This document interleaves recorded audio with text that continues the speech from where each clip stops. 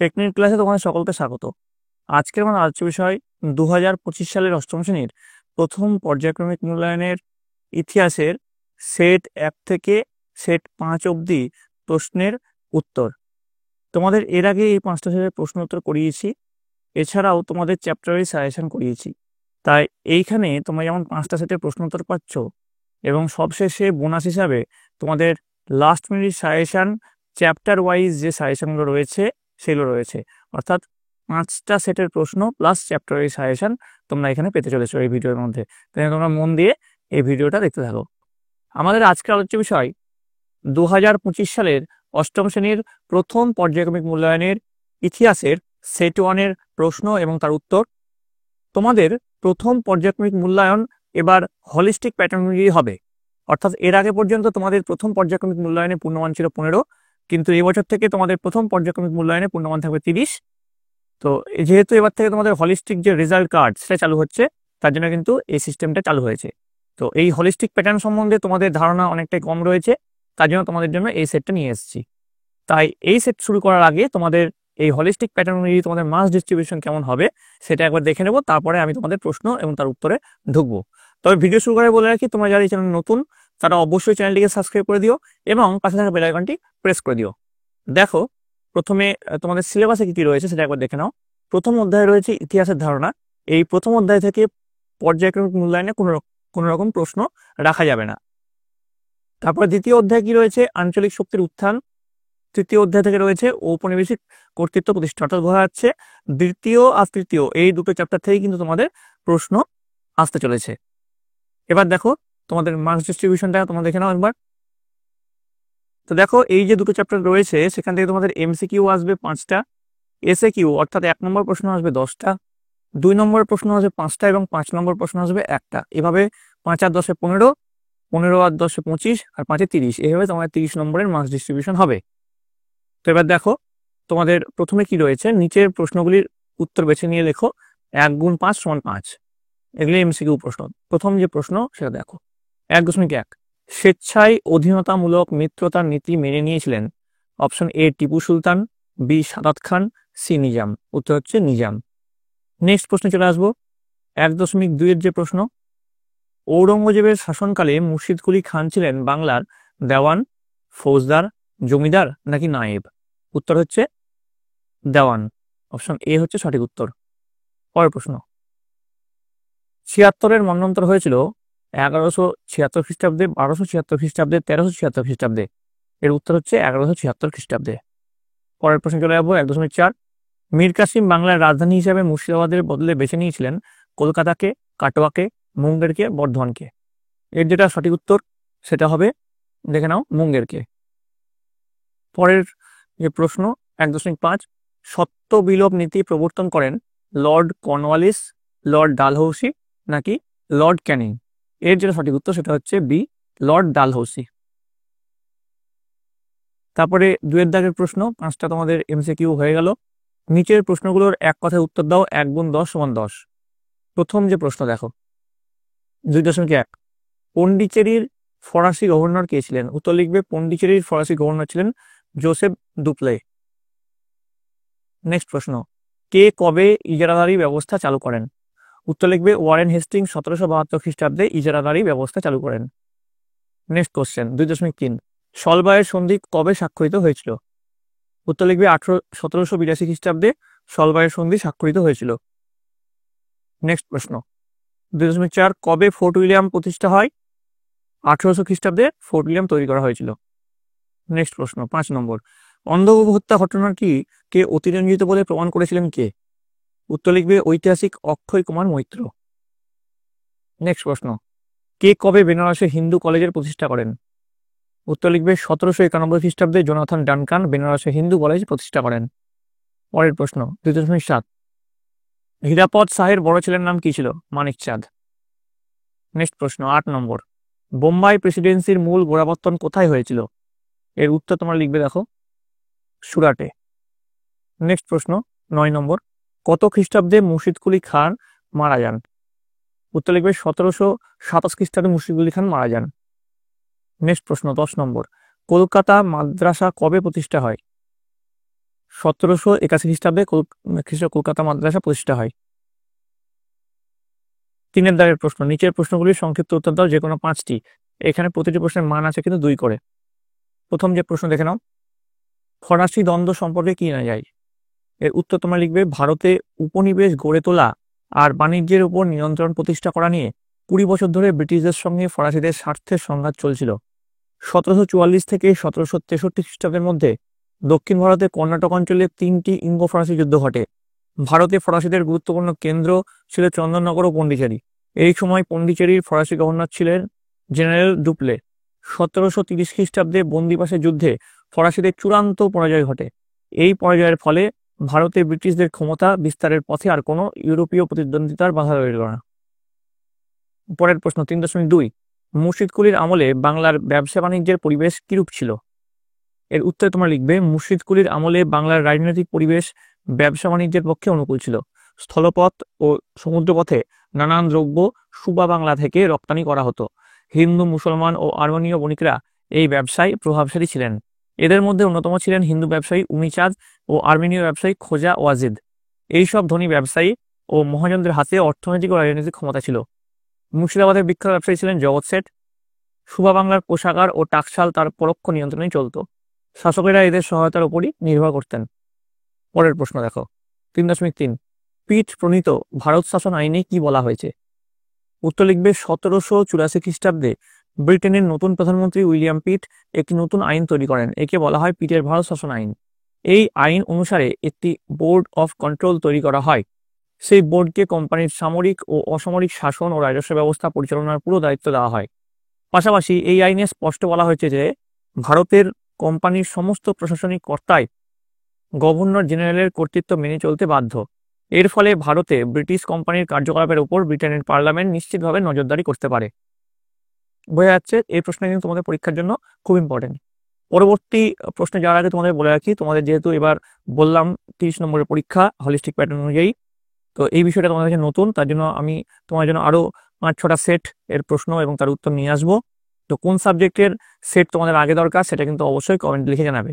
এবং তোমরা কে কোথা থেকে দেখছো, কোন স্কুল থেকে দেখছো, কোন জেলা থেকে দেখছো, সেটাও কিন্তু কমেন্ট লিখতে ভুলবে না।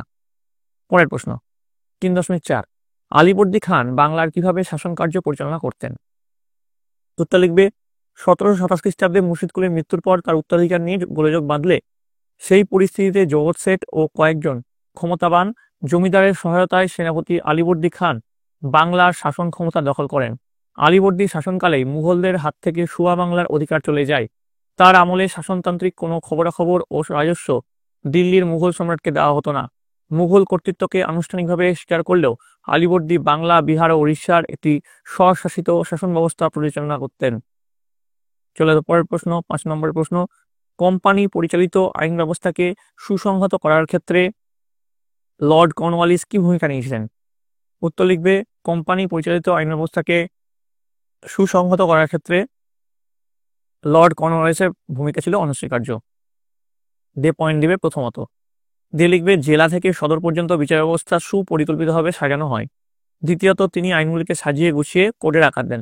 দেখো, এটাই তোমার 2 নম্বরের প্রশ্ন, তার জন্য উত্তরটাও কিন্তু 2 নম্বরের মতো করেই লেখা হয়েছে। পরের প্রশ্ন 3.6, সত্যবিলোপ নীতি প্রয়োগের মাধ্যমে কোম্পানি কিভাবে শাসন ক্ষমতা বিস্তার করে? উত্তরে কি লিখবে দেখে নাও। এর উত্তরে লিখবে, সত্যবিলোপ নীতির প্রয়োগকর্তা ছিলেন লর্ড ডালহৌসি। এই নীতি অনুযায়ী যেসব ভারতীয় শাসকদের কোনো পুরুষ উত্তরাধিকার থাকতো না, তাদের শাসন এলাকা কোম্পানির হস্তগত হয়ে যেত। এই নীতির প্রয়োগ দ্বারা ইংরেজ কোম্পানি আগ্রাসী রূপ প্রকট হয়েছিল। এই নীতির দ্বারা লর্ড ডালহৌসি সাতারা, সম্বলপুর, ঝাঁসি প্রভৃতি অঞ্চল দখল করে নেন। কোম্পানি সেনাবাহিনীর খরচ মেটানোর জন্য ডালহৌসি হায়দ্রাবাদের বেড়ার প্রদেশ দখল করে। অপশাসনের অভিযোগে অযোধ্যার বাকি অংশ তিনি কোম্পানির দখলে আনেন। এইভাবে 1857 খ্রিস্টাব্দের মধ্যে লর্ড ডালহৌসির নেতৃত্বে ভারতীয় উপমহাদেশের প্রায় 60 ভাগেরও বেশি অঞ্চল ব্রিটিশ কোম্পানির অধিকারভুক্ত হয়। বোঝা গেল আশা করি। এবার চলে আসো পরের প্রশ্ন 4 দাগের প্রশ্ন, নিচের প্রশ্নটির উত্তর দাও যে কোনো একটি। 5 গুণ 1 সমান 5। এগুলো তোমাদের বড় প্রশ্ন হতে চলেছে, দেখে নাও। প্রথম যে প্রশ্ন দেখো 4.1, ভারতে ঔপনিবেশিক শাসনে জমি জরিপ করে রাজস্ব নির্ণয় করার প্রক্রিয়াটি আলোচনা করো। এর উত্তরটা তোমরা কিভাবে লিখবে দেখো। 1757 খ্রিস্টাব্দে পলাশী যুদ্ধের পর বাংলার নবাব মির্জাফরের থেকে British east India company Kolkata থেকে কুলপি পর্যন্ত 24টি পরগনার জমিদারি পায়। সেই সময় রবার্ট ক্লাইভ নতুন জমিদারি মাপজোক করার জন্য একদল জরিপ জরিপবিদদের খোঁজ করতে থাকেন। 1760 খ্রিস্টাব্দে ফ্র্যাঙ্কল্যান্ড নতুন 24 পরগনার জমি জরিপের কাজ শুরু করেন, কিন্তু কাজ শেষ হওয়ার আগেই ফ্র্যাঙ্কল্যান্ড মারা যান এবং তার অসমাপ্ত কাজ শেষ করে হগ ক্যামেরন। 1764 খ্রিস্টাব্দের বক্সার যুদ্ধের পর বাংলায় জমি জরিপ করে রাজস্ব নির্ণয় বিষয়ে কোম্পানি আরও তৎপর হয়ে ওঠে। 1767 খ্রিস্টাব্দে জেমস রেনেলকে ব্রিটিশ কোম্পানি ভারতের সার্ভেয়ার জেনারেল বা জরিপ বিভাগের প্রধান হিসেবে নিয়োগ করেন। তিনি বাংলা নদীপথগুলি জরিপ করে মোট 16টি মানচিত্র তৈরি করেন। 1786 খ্রিস্টাব্দ থেকে বোর্ড অফ রেভিনিউ রাজস্ব সংক্রান্ত বিষয় দেখাশোনা করতে থাকে। এবার চলে আসবো পরের প্রশ্ন, মীর কাসিম ও ব্রিটিশ ইন্ডিয়া কোম্পানির মধ্যে বিবাদ শুরু হয় কেন? এর উত্তরে তোমরা লিখবে, ব্রিটিশ কোম্পানির সহায়তায় নবাবী পদ পেয়ে প্রায় 29 লক্ষ টাকার সম্পদ ও বর্ধমান, মেদিনীপুর এবং চট্টগ্রামের জমিদারির অধিকারও মীর কাসিম ব্রিটিশ কোম্পানিকে দিয়ে দিয়েছিল। ফলে প্রথম দিকে ব্রিটিশ কোম্পানি মীর কাসিমকে নিজেদের লোক বলেই ভেবেছিলেন, কিন্তু তাদের সেই ধারণা ভুল প্রমাণিত হয়। নিজেকে স্বাধীন চেতা নবাব রূপে প্রমাণিত করতে মীর কাসিম মুর্শিদাবাদের বদলে মুঙ্গেরকে বাংলার রাজধানী হিসেবে বেছে নেন। পাশাপাশি নবাবের পুরনো সৈন্যবাহিনীর বদলে তিনি আধুনিক সেনাবাহিনী গড়ে তোলার উদ্যোগ নেন। কিছুক্ষণ আগে তোমাদের একটা প্রশ্ন করালাম যে মীর কাসিমের রাজধানী কোনটা হয়েছিল, মুঙ্গের, তোমরা দেখলে সেটাই কিন্তু এখানে রিপিট হচ্ছে। ক্ষমতাবান জগৎ শেঠদের সঙ্গেও মীর কাসিমের দূরত্ব বজায় রাখেন। গোড়ায় মীর কাসিমের এই উদ্যোগগুলি নিয়ে ব্রিটিশ কোম্পানি বিশেষ ভাবিত ছিল না। ক্রমে ব্রিটিশ কোম্পানির কর্মচারীদের ব্যক্তিগত বাণিজ্যকে কেন্দ্র করে কোম্পানির সঙ্গে মীর কাসিমের বিবাদ শুরু হয়। 1763 খ্রিস্টাব্দে মীর কাসিমের সঙ্গে ব্রিটিশ কোম্পানির সরাসরি সংঘাত শুরু হয়। কাটোয়া, মুর্শিদাবাদ, গিরিয়া, উদয়নালা ও মুঙ্গেরের যুদ্ধে মীর কাসিম পরাজিত হন। পরে অযোধ্যার শাসক সুজা-উদ-দৌলা ও মুঘল সম্রাট দ্বিতীয় শাহ আলমের সঙ্গে জোট বেঁধে 1764 খ্রিস্টাব্দে মীর কাসিম ব্রিটিশদের সঙ্গে যুদ্ধ করেন। এই যুদ্ধ বক্সারের যুদ্ধ নামে পরিচিত। কোম্পানির বাহিনী এই যুদ্ধ জিতে যায়, মীর কাসিম পালিয়ে যান। তো এই ছিল তোমাদের প্রথম পর্যায়ক্রমিক মূল্যায়নের হলিস্টিক প্যাটার্ন অনুযায়ী সেট 1-এর প্রশ্ন এবং তার উত্তর। আজকের আমাদের আলোচ্য বিষয় অষ্টম শ্রেণীর 2025 সালের প্রথম পর্যায়ক্রমিক মূল্যায়নের ইতিহাসের রায়মার্টিনের যে প্রথম স্কুলের প্রশ্ন আছে তার উত্তর। প্রথম স্কুল যেটা রয়েছে সেটা হচ্ছে Sargachhi Ramakrishna mission high school, যেটা তোমরা তোমাদের পেজ নাম্বার 260-এ পেয়ে যাবে রায়মার্টিনে। তো এর উত্তরগুলো আজকে আমি করাবো। তোমরা নিশ্চয়ই জানো যে তোমাদের এবার থেকে প্রশ্ন হবে হলিস্টিক প্যাটার্ন অনুযায়ী, অর্থাৎ এর আগে যেখানে 15 নম্বরের প্রশ্ন হতো সেখানে এবার 30 নম্বরের প্রশ্ন হবে। তার জন্য এই প্রশ্নগুলি তোমাদের জন্য কিন্তু খুব ইম্পর্টেন্ট। তো এই ভিডিওতে আমি প্রশ্নোত্তর পর্ব শুরু করার আগে একবার তোমাদের সিলেবাসটা আর মার্কস ডিস্ট্রিবিউশনটা একবার দেখে নেবো, দিয়ে এর যে উত্তর সেগুলো আমি করাবো। দেখো তোমাদের সিলেবাসে কি রয়েছে। সিলেবাসে তোমাদের যেটা রয়েছে, প্রথম অধ্যায় ইতিহাসের ধারণা। এই প্রথম অধ্যায় থেকে প্রথম পর্যায়ক্রমিক মূল্যায়নে কোনো প্রশ্ন থাকবে না। দ্বিতীয় অধ্যায় রয়েছে আঞ্চলিক শক্তির উত্থান এবং তৃতীয় অধ্যায় রয়েছে ঔপনিবেশিক কর্তৃত্ব প্রতিষ্ঠা। এবার দেখো তোমাদের মার্কস ডিস্ট্রিবিউশনটা কেমন করে হবে। তো একবার দেখে নাও তোমাদের মার্কস ডিস্ট্রিবিউশনটা। তোমাদের আঞ্চলিক শক্তির উত্থান, এখান থেকে তোমাদের এমসিকিউ থাকবে 4টে, 1 নম্বরের প্রশ্ন থাকবে 2টো, 2 নম্বর প্রশ্ন 2টো, 3 নম্বর প্রশ্ন 2টো, 5 নম্বর প্রশ্ন 2টো। ঔপনিবেশিক কর্তৃত্ব প্রতিষ্ঠা, এখান থেকে 1 নম্বর এমসিকিউ থাকছে 2টো, 1 নম্বর প্রশ্ন 2টো, 2 নম্বর প্রশ্ন 2টো, 3 নম্বর প্রশ্ন 2টো, 5 নম্বর প্রশ্ন 2টো। এবার তোমাদের সেইভাবে দেখলে তোমাদের 6টা এমসিকিউ দেওয়া থাকবে, 4টে 1 নম্বর প্রশ্ন দেওয়া থাকবে, 4টে 2 নম্বর প্রশ্ন দেওয়া থাকবে, 4টে 3 নম্বর প্রশ্ন দেওয়া থাকবে এবং 4টে 5 নম্বর প্রশ্ন দেওয়া থাকবে। কিন্তু তোমাদের এখানে 6টার মধ্যে 6টা এমসিকিউ করতে হবে, 4টের মধ্যে 4টে 1 নম্বর প্রশ্ন উত্তর দিতে হবে, 4টের মধ্যে 2টো 2 নম্বর প্রশ্ন উত্তর দিতে হবে, 4টের মধ্যে 2টো 3 নম্বর প্রশ্ন উত্তর দিতে হবে এবং 4টের মধ্যে 2টো 5 নম্বর প্রশ্ন উত্তর দিতে হবে। এভাবে তোমাদের 30 নম্বরের মার্কস ডিস্ট্রিবিউশনটা থাকবে। তো এবার দেখো তোমাদের যে স্কুলটা রয়েছে, স্কুলের প্রথম যে প্রশ্ন, সঠিক উত্তরটি নির্বাচন করো। 1 গুণ 6 সমান 6। প্রথম প্রশ্ন, মোগল সম্রাট ফারুক সিয়ার একটি আদেশ বা ফরমান জারি করেছিলেন 1717 সালে, 1722 সালে, 1723 সালে নাকি 1727 সালে? উত্তর হচ্ছে 1717 সালে। তারপর প্রশ্ন, অধীনতামূলক মিত্রতা নীতি চালু করেছিলেন Robert Clive, Warren Hastings, Lord Wellesley নাকি লর্ড ডালহৌসি?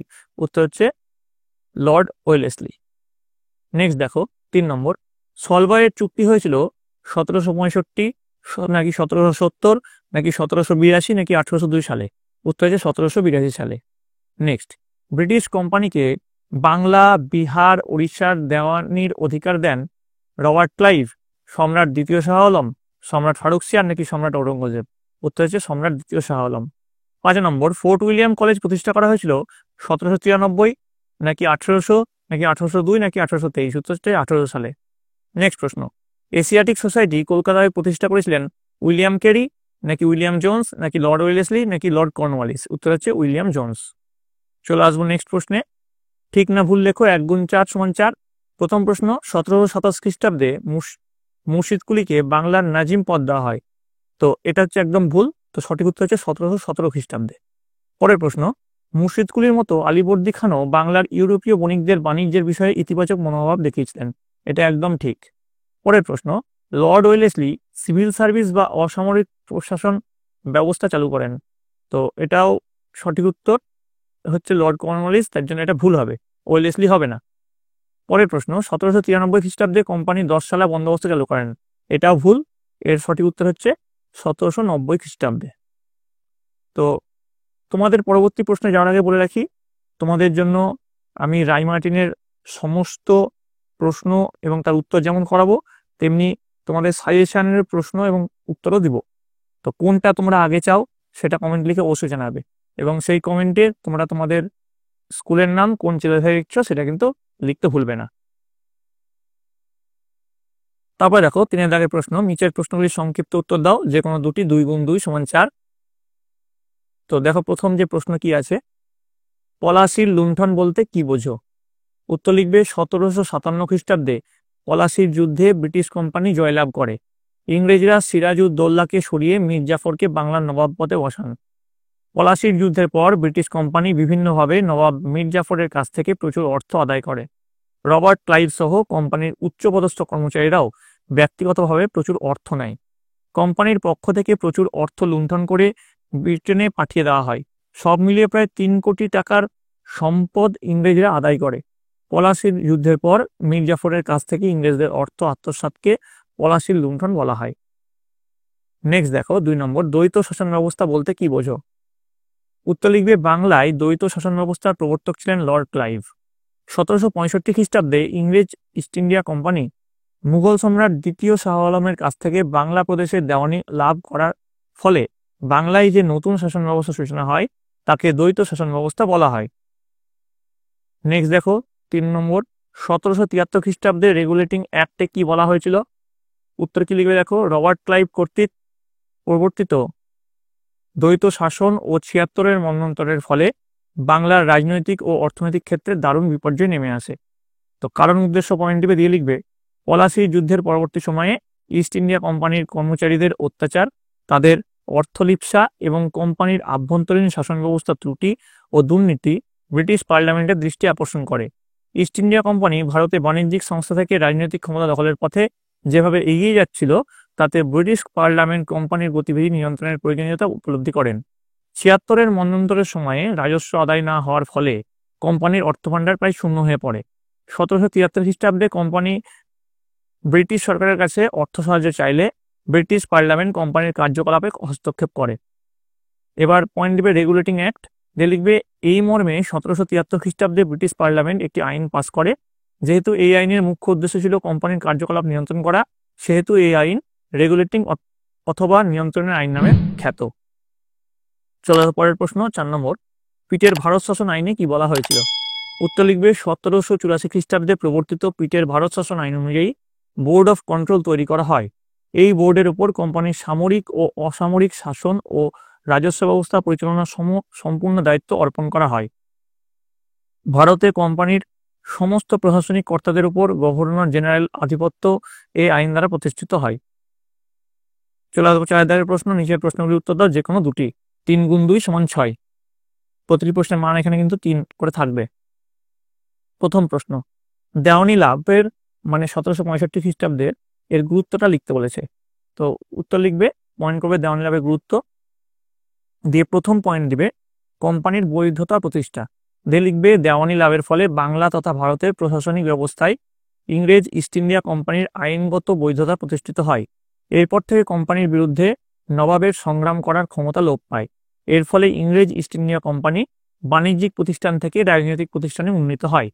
2 নম্বর পয়েন্ট দিবে নবাবের ক্ষমতার হ্রাস, দিয়ে লিখবে ইংরেজ কোম্পানির দেওয়ানি লাভের ফলে বাংলায় নবাবের ক্ষমতার হ্রাস পেয়েছিল। নবাব সম্পূর্ণভাবে ইংরেজ কোম্পানির উপর নির্ভরশীল হয়ে নাম সর্বস্ব শাসকে পরিণত হয়েছিলেন। 3 নম্বর পয়েন্ট দিবে দ্বৈত শাসনের সূচনা, দিয়ে লিখবে কোম্পানির দেওয়ানি লাভের ফলে বাংলায় দ্বৈত শাসনের সূচনা হয়েছিল। এই ব্যবস্থায় নবাবের হাতে ছিল নিজামত বা রাজ্যের আইন শৃঙ্খলা রক্ষার দায়িত্ব, আর কোম্পানির হাতে ছিল দেওয়ানি বা রাজস্ব আদায় সংক্রান্ত অধিকার। বাস্তবে নবাবের ছিল ক্ষমতাহীন দায়িত্ব, অপরপক্ষে কোম্পানির হাতে ছিল দায়িত্বহীন ক্ষমতা। 4 নম্বর পয়েন্ট দেবে অর্থনৈতিক গুরুত্ব, দিয়ে লিখবে কোম্পানির দেওয়ানি লাভের আর্থিক গুরুত্ব ছিল যথেষ্ট তাৎপর্যপূর্ণ। মুঘল সম্রাটকে বার্ষিক 26 লক্ষ টাকা এবং বাংলার নবাবকে বার্ষিক 53 লক্ষ টাকা দেওয়ার পর উদ্বৃত্ত রাজস্ব কোম্পানির হাতে থাকে। এই বিপুল অর্থকে কাজে লাগিয়ে ইংরেজরা তাদের বাণিজ্যকে বৃদ্ধি করেছিল। 5 নম্বর পয়েন্ট দেবে ইংল্যান্ডের শিল্প বিপ্লবের প্রসার। উত্তর লিখবে এই পয়েন্টের সাপেক্ষে লিখবে কোম্পানির দেওয়ানি লাভের ফলে বাংলার রাজস্বের লভ্যাংশ ইংল্যান্ডে পাঠিয়ে দেওয়া হতো, ফলে ইংল্যান্ডের ধনভাণ্ডার পূর্ণ হয়েছিল, যা সেখানকার শিল্প বিপ্লবে সহায়ক হয়েছিল। অনেক ঐতিহাসিক বলেন বাংলার এই সম্পদ ইংল্যান্ডের শিল্প বিপ্লবকে ত্বরান্বিত করেছিল। এবার দেখো পরের যে প্রশ্ন, সত্যবিলোপ নীতির প্রয়োগ কোম্পানির কর্তৃত্ব প্রতিষ্ঠায় কি ভূমিকা নিয়েছিল? এর উত্তরে তোমরা কি লিখবে দেখে নাও। এর উত্তরে লিখবে 1848 খ্রিস্টাব্দে গভর্নর জেনারেল লর্ড ডালহৌসি ভারতে এসে সত্যবিলোপ নীতি প্রয়োগ করেন। এর উদ্দেশ্য কি ছিল? সত্যবিলোপ নীতি গ্রহণের পেছনে লর্ড ডালহৌসির প্রধান উদ্দেশ্য ছিল যত বেশি সংখ্যক ভারতীয় রাজ্যগুলি প্রত্যক্ষ ব্রিটিশ শাসনাধীনে নিয়ে আসা। শর্তাবলী, সত্যবিলোপ নীতির প্রধান শর্তগুলি হল নিম্নরূপ। 1 নম্বর, কোম্পানি সৃষ্ট কোনো দেশীয় রাজ্যের রাজার পুত্র সন্তান না থাকলে সেই রাজা কোনো দত্তক পুত্র গ্রহণ করতে পারবেন না এবং রাজ্যটি তখন ব্রিটিশ সাম্রাজ্যভুক্ত হবে। 2 নম্বর, এছাড়াও দত্তক নিতে চাইলে কোম্পানির অনুমতি নিতে হবে ইংরেজ আশ্রিত দেশীয় রাজ্যগুলিকে। 3 নম্বর, একমাত্র দেশীয় স্বাধীন রাজ্যগুলির ব্যাপারে কোম্পানি নিরপেক্ষ থাকবে। আর এর চুক্তিবদ্ধ রাজ্যসমূহ কোনগুলো ছিল? ডালহৌসি এই নীতি প্রয়োগ করে কোলবা, সাতারা, ভগত, সম্বলপুর, নাগপুর ইত্যাদি রাজ্য ব্রিটিশ সাম্রাজ্যভুক্ত করেন। এবার দেখো পরের যে প্রশ্ন, টিকা লেখো মেকলে মিনিটস। তো এর উত্তরে লিখবে মেকলে মিনিটস পয়েন্ট দিবে, লিখবে টমাস ব্যাবিংটন মেকলে ছিলেন governor general lord William Bentinck এর আইন সচিব ও general committee of public instruction বা জনশিক্ষা কমিটির সভাপতি। মেকলে ব্যক্তিগতভাবে ছিলেন পাশ্চাত্য শিক্ষার সমর্থক। তিনি 1835 খ্রিস্টাব্দে 2 February governor general lord William Bentinck এর কাছে ভারতে পাশ্চাত্য শিক্ষার প্রসারের পক্ষে যে মিনিট বা প্রস্তাব পেশ করেন তাকে মেকলে মিনিটস বা মেকলে প্রস্তাব বলা হয়। তিনি প্রাচ্যের শিক্ষা ও সাহিত্য চর্চাকে হেয় করে ভারতে শুধুমাত্র পাশ্চাত্য শিক্ষার প্রসারের জন্যই অর্থ বরাদ্দ করা উচিত বলে মনে করেছিলেন। এবার দেখো 4 দাগের যে প্রশ্ন, ঔপনিবেশিক প্রশাসনের গৃহীত শিক্ষানীতির উদ্দেশ্য কি ছিল? উত্তর লিখবে ভারতে ইংরেজ ইস্ট ইন্ডিয়া কোম্পানির শাসনকালে ঔপনিবেশিক শিক্ষানীতি বা পাশ্চাত্য শিক্ষার সূচনা ঘটে। মূলত প্রশাসনিক সুবিধার জন্য একদল ইংরেজি শিক্ষিত কর্মচারী তৈরি করতে এবং ভারতে খ্রিস্টধর্ম প্রচারের জন্য পাশ্চাত্য শিক্ষার প্রসার ঘটানো হয়েছিল। দিয়ে পয়েন্ট দেবে ঔপনিবেশিক শিক্ষানীতির 2টি জরুরি দিক। দিয়ে প্রথমে লিখবে ঔপনিবেশিক শিক্ষানীতির একটি দিক হলো ভারতীয় সমাজের কিছু সংখ্যক মানুষ পাশ্চাত্য শিক্ষায় শিক্ষিত হয় এবং ব্রিটিশ শাসন কাঠামোর সঙ্গে যুক্ত হয়। 2 নম্বর, অপর গুরুত্বপূর্ণ দিকটি হলো এই শিক্ষানীতির ফলে ভারতে গণশিক্ষা ব্যবস্থা গড়ে ওঠেনি। ইংরেজি ভাষাকে উচ্চশিক্ষার মাধ্যম হিসেবে বেছে নেওয়ায় শিক্ষা বিস্তারের কোনো গণমুখী চরিত্র তৈরি হয়নি। এবার দেখো 5 দাগের যে প্রশ্ন, নিচের প্রশ্নের উত্তর দেয় যে কোনো দুটি। 5 গুণ 2 সমান 10। 2টি প্রশ্নের উত্তর দিতে হবে, প্রতিটি প্রশ্নের মান হচ্ছে 5। এগুলো হচ্ছে বড় প্রশ্ন। প্রথম যে প্রশ্ন, অষ্টাদশ শতকে ভারতে প্রধান আঞ্চলিক শক্তিগুলির উত্থানের পেছনে মুঘল সম্রাটের ব্যক্তিগত অযোগ্যতাই কেবল দায়ী ছিল। তোমার বক্তব্যের সমর্থনে যুক্তি দাও। তো দেখো এর উত্তরটা কি হবে। অষ্টাদশ শতকে ভারতে অনেকগুলি আঞ্চলিক শক্তির উত্থান হয়েছিল, তবে এই আঞ্চলিক শক্তিগুলির মধ্যে 3টি শক্তি ছিল প্রধান। এগুলো হলো বাংলা, হায়দ্রাবাদ ও অযোধ্যা। মুঘল সাম্রাজ্যের অন্তর্ভুক্ত থাকার পর কিভাবে এই বাংলা, হায়দ্রাবাদ ও অযোধ্যার উত্থান হয়েছিল সে সম্পর্কে অনেক মত আছে। অনেকে বলেন 1707 খ্রিস্টাব্দের মুঘল সম্রাট ঔরঙ্গজেবের মৃত্যুর পর খুব দ্রুত মুঘল সাম্রাজ্যের শক্তি নষ্ট হয়ে থাকে। ঔরঙ্গজেবের পরবর্তী মুঘল সম্রাটের পক্ষে সাম্রাজ্যের ঐক্য ধরে রাখা সম্ভব হয়নি, অর্থাৎ মুঘল সম্রাটদের ব্যর্থতার জন্যই আঞ্চলিক শক্তিগুলির উত্থান ঘটেছিল। কিন্তু ভারতের বিশাল মুঘল সাম্রাজ্যের শাসন ও স্থায়িত্ব শুধুমাত্র ব্যক্তিগতভাবে সম্রাটের দক্ষতা ও যোগ্যতার উপর নির্ভর করে না, বিভিন্ন কারণে মুঘল সাম্রাজ্য দুর্বল হয়ে পড়ে এবং সেই সুযোগে আঞ্চলিক শক্তিগুলি মাথাচাড়া দিয়ে ওঠে। তো আঞ্চলিক শক্তির উত্থানের কারণ লিখবে, ভারতে আঞ্চলিক শক্তির উত্থানের কারণ হলো, প্রথম পয়েন্ট দিবে মুঘল সম্রাটের সামরিক দুর্বলতা, দিয়ে লিখবে মুঘল সম্রাটের শক্তিশালী সেনাবাহিনীর অভাব মুঘল সাম্রাজ্যের অবনতির অন্যতম প্রধান কারণ ছিল। মুঘলদের অস্ত্রশস্ত্র ও যুদ্ধ কৌশল ছিল পুরনো ধাঁচের, তাই তারা আধুনিক অস্ত্রশস্ত্রে সজ্জিত হয়ে ইংরেজদের কাছে হেরে যায়। তারপরে পয়েন্ট দিবে জায়গিরদারি সংকট, দিয়ে লিখবে মুঘল আমলে মনসবদারদের জায়গির দেওয়া হতো। উন্নত জায়গির পাওয়ার আশায় অভিজাত ও মনসবদারদের মধ্যে দলাদলি শুরু হয়। তাছাড়া মুঘল সম্রাট হিসাব মতো রাজস্ব পেতেন না, ফলে মুঘল শক্তি দুর্বল হয়ে পড়ে এবং আঞ্চলিক শক্তির উত্থান ঘটে। দেখো এর কিছু কন্টিনিউশন পার্ট আছে, সেটা দেখে নাও তোমরা। 3 নম্বর কৃষক বিদ্রোহ, দিয়ে লিখবে মুঘল যুগে জমিদার ও কৃষকদের বিদ্রোহ মুঘল সাম্রাজ্যের অবনতির জন্য বিশেষভাবে দায়ী। এই কৃষক বিদ্রোহের পেছনে কতগুলি কারণ ছিল। যেহেতু জায়গিরের রাজস্ব থেকেই মনসবদাররা সামরিক বাহিনীর ভরণপোষণ করত, তাই তারা যথাসম্ভব চড়া হারে কৃষকদের কাছ থেকে রাজস্ব আদায় করত। এছাড়া ইজারা রীতি প্রবর্তিত হলে এক নতুন জোতদার ও তালুকদার শ্রেণীর আবির্ভাব ঘটে, যারা কৃষকদের উপর শোষণ চালাতো। ফলে কৃষকদের অসন্তোষ বিদ্রোহের রূপ নেয়। জাট, শিখ ও সতনামী কৃষকদের বিদ্রোহ মুঘল শক্তিকে দুর্বল করেছিল। তারপর পয়েন্ট দেবে বৈদেশিক আক্রমণ, দিয়ে লিখবে নাদির শাহ ও আহমেদ শাহ আবদালির আক্রমণ মুঘল শক্তিকে দুর্বল করেছিল। 5 নম্বর পয়েন্ট দেবে আঞ্চলিক শাসকদের উচ্চাকাঙ্ক্ষা, বাংলা, হায়দ্রাবাদ ও অযোধ্যা সহ বিভিন্ন অঞ্চলের আঞ্চলিক শাসকদের স্বাধীনতা লাভের উচ্চাকাঙ্ক্ষা ছিল, তাই এসব অঞ্চলের শাসকরা আনুষ্ঠানিকভাবে মুঘল সম্রাটের প্রতি আনুগত্য দেখালেও বাস্তবে স্বাধীনভাবে শাসন পরিচালনা করতেন। আচ্ছা, পরবর্তী প্রশ্নে যাওয়ার আগে বলি, আমি এর আগেও বলেছি আবারও বলছি, তোমাদের রায় মার্টিনের সমস্ত প্রশ্নের উত্তর আমি দেব। এছাড়াও তোমাদের যে সাজেশন থাকবে ফার্স্ট ইউনিট টেস্টের সেটাও দেবো। কোন ভিডিওগুলো তোমরা আগে যাও, যে রায় মার্টিনের সাজেশনটা আগে দেবো, না তোমাদের যে নর্মাল যে সাজেশনগুলো আমি দিই, যেটা তোমাদের প্রথম ইউনিট টেস্টের জন্য গুরুত্বপূর্ণ, সেটা আগে দেবো। এবং কোন সাবজেক্টের সাজেশন তোমরা আগে চাও সেটা কিন্তু কমেন্টে লিখতে ভুলবে না। চলে আসছি পরের প্রশ্ন। 3 নম্বর, পলাশির যুদ্ধ ও বক্সারের যুদ্ধের মধ্যে কোনটি ব্রিটিশ কোম্পানি ভারতে ক্ষমতা বিস্তারের জন্য বেশি গুরুত্বপূর্ণ ছিল? তোমার বক্তব্যের সপক্ষে যুক্তি দাও। দেখো এর উত্তর তোমরা কি লিখবে, এর উত্তরটা দেখো, সামগ্রিক ফলাফল ও গুরুত্বের বিচারে পলাশির যুদ্ধের তুলনায় বক্সারের যুদ্ধ ভারতের কোম্পানির আধিপত্য প্রতিষ্ঠার ক্ষেত্রে বেশি গুরুত্বপূর্ণ ছিল। এবার পয়েন্ট দিয়ে ভারতের ব্রিটিশ কোম্পানির ক্ষমতা বিস্তারে বক্সারের যুদ্ধের গুরুত্ব, দিয়ে তোমরা লিখবে ভারতের ব্রিটিশ কোম্পানির ক্ষমতা বিস্তারের ক্ষেত্রে বক্সারের যুদ্ধ গুরুত্ব অপরিসীম। ঐতিহাসিক স্মিথ বলেছেন যে পলাশির যুদ্ধ ছিল কয়েকটি কামানের লড়াই, কিন্তু বক্সারের যুদ্ধ ছিল চূড়ান্ত বিজয়। দিয়ে প্রথম পয়েন্ট দিবে ভারতে ব্রিটিশ কোম্পানির ক্ষমতা বৃদ্ধি, দিয়ে এই যে যেটা লেখা আছে সেটা সুন্দর করে টুকে নেবে। 2 নম্বর পয়েন্ট দিবে কোম্পানির দেওয়ানি লাভ, দিয়ে দেখো যেটা লেখা হচ্ছে এখানে ডিসপ্লে হচ্ছে সেটা টুকে নেবে। আমি আর পড়ছি না, পড়লে কিন্তু ভিডিওটা লম্বা হয়ে যাবে। দেখো এর পরে কিছুটা কন্টিনিউশন পার্ট আছে, ঠিক আছে, সেই কন্টিনিউশন পার্টটা তোমরা দেখে নাও। এরপরে দেখো 3 নম্বর পয়েন্টে কি লিখবে, বাংলার কোম্পানির কর্তৃত্ব প্রতিষ্ঠা, দিয়ে দেখো যেটা লেখা আসছে সেটা সুন্দর করে লিখে নেবে, ঠিক আছে।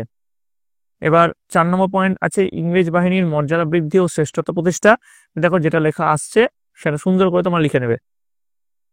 আশা করি তোমরা বুঝতে পারছো। এবার দেখো 3 দাগের প্রশ্ন, লর্ড উইলিয়াম বেন্টিংয়ের সংস্কারগুলি লেখো। উত্তর লিখবে, লর্ড উইলিয়াম বেন্টিং ছিলেন একজন উদারবাদী শাসক। ইংল্যান্ডের হিতবাদী দর্শন দ্বারা প্রভাবিত হয়ে ভারতীয় জনগণের সার্বিক উন্নতি ও মঙ্গল সাধনের জন্য তিনি শাসন, বিচার, অর্থনীতি, শিক্ষা, সমাজ সর্বত্র বেশ কিছু সংস্কার সাধন করেছিলেন। এবার শাসন সংস্কার পয়েন্ট দিবে, দিয়ে লিখবে উদারবাদী শাসক লর্ড বেন্টিং বৈষম্যের অবস্থান ঘটিয়ে ভারতীয়দের উচ্চ সরকারি পদ যেমন ডেপুটি ম্যাজিস্ট্রেট, ডেপুটি কালেক্টর প্রভৃতি নানা পদে নিয়োগ করেন। 2, বেন্টিং এর শাসনকালে যে আইন তৈরি হয় সেখানে বলা হয় ব্রিটিশ কোম্পানি কর্মচারী নিয়োগের ক্ষেত্রে জাতি, ধর্ম, বর্ণর পরিবর্তে শুধুমাত্র যোগ্যতা বিচার করবে।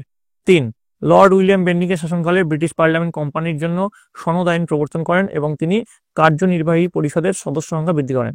তারপর পয়েন্ট দিয়ে বিচার সংস্কার, যে দেখো 1 নম্বর 2 নম্বর এই পয়েন্ট তোমরা লিখবে। আশা করি তোমরা দেখতে পেয়েছো। এবার এই প্রশ্নের কিছু কন্টিনিউশন পার্ট আছে, সেটা দেখে নাও তোমরা। 3 নম্বর দিয়ে লিখবে উচ্চ আদালতে যাবতীয় কাজকর্ম ফার্সির পরিবর্তে ইংরেজি ভাষায় চালু করেন। তারপরে তোমরা পয়েন্ট দিবে অর্থনৈতিক সংস্কার, দিয়ে দেখো এই যে 1 নম্বর পয়েন্ট আমি এখানে লিখিয়ে দিয়েছি, সেই 1 নম্বর পয়েন্ট, তারপরে দেখো 2 নম্বর পয়েন্ট লেখা হচ্ছে সেটা লিখবে। তারপরে দেবে তোমরা সমাজ সংস্কার পয়েন্ট দেবে, এই দেখো 1 নম্বর যে পয়েন্টটা এখানে লেখানো হলো সেটা সুন্দর করে টুকবে। 2 নম্বর যে পয়েন্টটা লেখানো হচ্ছে সেটাও ভালো করে খাতায় নোট করে নেবে। দেখো তোমাদের আমি পড়ছি না, পড়লে কিন্তু ভিডিওটা লম্বা হয়ে যাবে, তোমাদের দেখতেও বোরিং লাগবে। এবার পয়েন্ট দেবে শিক্ষা সংস্কার, যে শিক্ষা সংস্কার লিখে এখানে যে লেখাটা হচ্ছে সেটা সুন্দর করে তোমরা লিখবে। এবার দেখো 4 দাগের প্রশ্ন, লর্ড কর্নওয়ালিসের সংস্কারগুলি সংক্ষেপে লেখো। তো দেখো লর্ড কর্নওয়ালিসের সংস্কার কিভাবে উত্তর লিখবে, লর্ড কর্নওয়ালিসের প্রশাসনিক সংস্কার দিয়ে লিখবে লর্ড কর্নওয়ালিস 1786 খ্রিস্টাব্দে গভর্নর জেনারেল নিযুক্ত হওয়ার পর ভারতের প্রশাসনিক সংস্কারে মনোনিবেশ করেন। লর্ড কর্নওয়ালিস আন্তরিকভাবে বিশ্বাস করতেন যে ইংল্যান্ডের লক্ষ্য হলো ঔপনিবেশিক ভারতের শাসন ব্যবস্থা গড়ে তোলা। দিয়ে প্রথম পয়েন্ট দেবে দুর্নীতিমুক্ত প্রশাসন গঠন, দিয়ে দুর্নীতিমুক্ত প্রশাসন গঠন এই পয়েন্টটা তোমরা লিখে দেখো এটা এরকম করে লিখবে। তারপরে 2 নম্বর পয়েন্ট দিবে কর্মচারীর বেতন বৃদ্ধি, দিয়ে কর্মচারীর বেতন বৃদ্ধি এই যে লেখাটা লিখে দিলাম সেই লেখাটা সুন্দর করে লিখবে।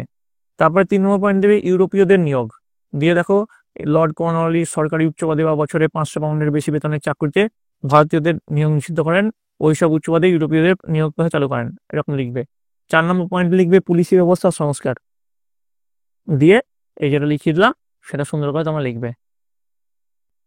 আজকের আমাদের আলোচ্য বিষয় অষ্টম শ্রেণীর 2025 সালের প্রথম পর্যায়ক্রমিক মূল্যায়নের ইতিহাসের দ্বিতীয় যে স্কুলটা আছে তার প্রশ্ন এবং তার উত্তর।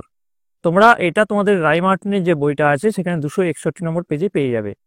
তোমরা নিশ্চয়ই জানো তোমাদের এবার থেকে হলিস্টিক কার্ড অনুযায়ী পরীক্ষা হবে, অর্থাৎ যেখানে এর আগে পূর্ণমান ছিল 15, এবার থেকে সেখানে তোমাদের পূর্ণমান থাকবে 30। তার জন্য এই ভিডিওটা তোমাদের জন্য খুব গুরুত্বপূর্ণ হতে চলেছে। তোমাদের এই যে প্রথম পর্যায়ক্রমিক মূল্যায়ন পরীক্ষা সেটা এপ্রিল মাসে হবে। তো এর আগে আমি যে প্রথম যে স্কুলটা আছে সেই প্রথম স্কুলটা করিয়েছি, এবার তোমাদের যে দ্বিতীয় স্কুল রামকৃষ্ণ মিশন বিদ্যাভবন মেদিনীপুর এই স্কুলের প্রশ্ন উত্তর করাবো। তো দেখো প্রথমে একবার সিলেবাসটা আমরা দেখে নেব। সিলেবাসে তোমাদের কি কি চ্যাপ্টার রয়েছে সেটা দেখে নাও। প্রথম অধ্যায় ইতিহাসের ধারণা, প্রথম অধ্যায় থেকে পর্যায়ক্রমিক মূল্যায়নে কোনো প্রশ্ন রাখা যাবে না। দ্বিতীয় অধ্যায় রয়েছে আঞ্চলিক শক্তির উত্থান, তৃতীয় অধ্যায় রয়েছে ঔপনিবেশিক কর্তৃত্ব প্রতিষ্ঠা। ঠিক আছে, এবার দেখো তোমাদের যে মাস ডিস্ট্রিবিউশনটা আছে কিভাবে হবে। আঞ্চলিক শক্তির উত্থান, এখান থেকে তোমাদের 4টে এমসিকিউ থাকবে, 2টো থাকবে 1 নম্বর প্রশ্ন, 2টো 2 নম্বর প্রশ্ন, 2টো 3 নম্বর প্রশ্ন এবং 2টো 5 নম্বর প্রশ্ন। ঔপনিবেশিক কর্তৃত্ব প্রতিষ্ঠা, এখান থেকে তোমাদের 2টো এমসিকিউ, 2টো 1 নম্বর প্রশ্ন, 2টো 2 নম্বর প্রশ্ন, 2টো 3 নম্বর প্রশ্ন এবং 2টো 5 নম্বর প্রশ্ন থাকবে। তাহলে তোমাদের প্রদত্ত যে প্রশ্ন সংখ্যা 6টা এমসিকিউ, 4টে 1 নম্বর প্রশ্ন, 4টে 2 নম্বর প্রশ্ন, 4টে 3 নম্বর প্রশ্ন, 4টে 5 নম্বর প্রশ্ন হচ্ছে। কিন্তু দেখো তোমাদের এখানে 6টা এমসিকিউ করতে হবে, 4টে 1 নম্বর প্রশ্ন করতে হবে, 4টের মধ্যে 2টো 2 নম্বর প্রশ্ন উত্তর করতে হবে, 4টের মধ্যে 2টো 3 নম্বর প্রশ্ন উত্তর করতে হবে এবং 4টের মধ্যে 2টো 5 নম্বর প্রশ্নের উত্তর করতে হবে। এইভাবে তোমাদের 30 নম্বর মাস ডিস্ট্রিবিউশন থাকছে। তো দেখো যে প্রশ্ন আছে, দেখো তোমাদের ফার্স্ট প্রশ্ন, কত খ্রিস্টাব্দে সম্রাট ঔরঙ্গজেব মারা যান? উত্তর হচ্ছে 1707 খ্রিস্টাব্দে। 2 নম্বর, কার নেতৃত্বে অযোধ্যা একটি স্বশাসিত আঞ্চলিক শক্তি হিসেবে গড়ে ওঠে? উত্তর লিখবে সাদাত খান। 3 নম্বর, দাক্ষিণাত্যে কোন যুদ্ধে ফরাসিরা ইংরেজদের কাছে চূড়ান্তভাবে পরাজিত হন? উত্তর হচ্ছে বন্দিবাসের যুদ্ধে। 4 নম্বর, বেসিনের সন্ধি কত সালে হয়? উত্তর লিখবে 1802 খ্রিস্টাব্দে। চলে আসবো পরের প্রশ্ন, 1773 সালে বাংলার গভর্নর কে ছিলেন? উত্তর লিখবে ওয়ারেন হেস্টিংস। নেক্সট প্রশ্ন, কলকাতায় সুপ্রিম কোর্টের প্রথম প্রধান বিচারপতি কে ছিলেন? উত্তর লিখবে এলিজা এমপে। এই প্রশ্নটা কিন্তু খুব ইম্পর্টেন্ট প্রশ্ন।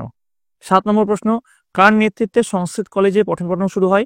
উত্তর লিখবে হেম্যান হোরাস উইলসন। তারপরে দেখো 8 number, a grammar of the Bengal language গ্রন্থটি কার রচনা? উত্তর লিখবে নাথানিয়েল ব্রাসি হালেরে।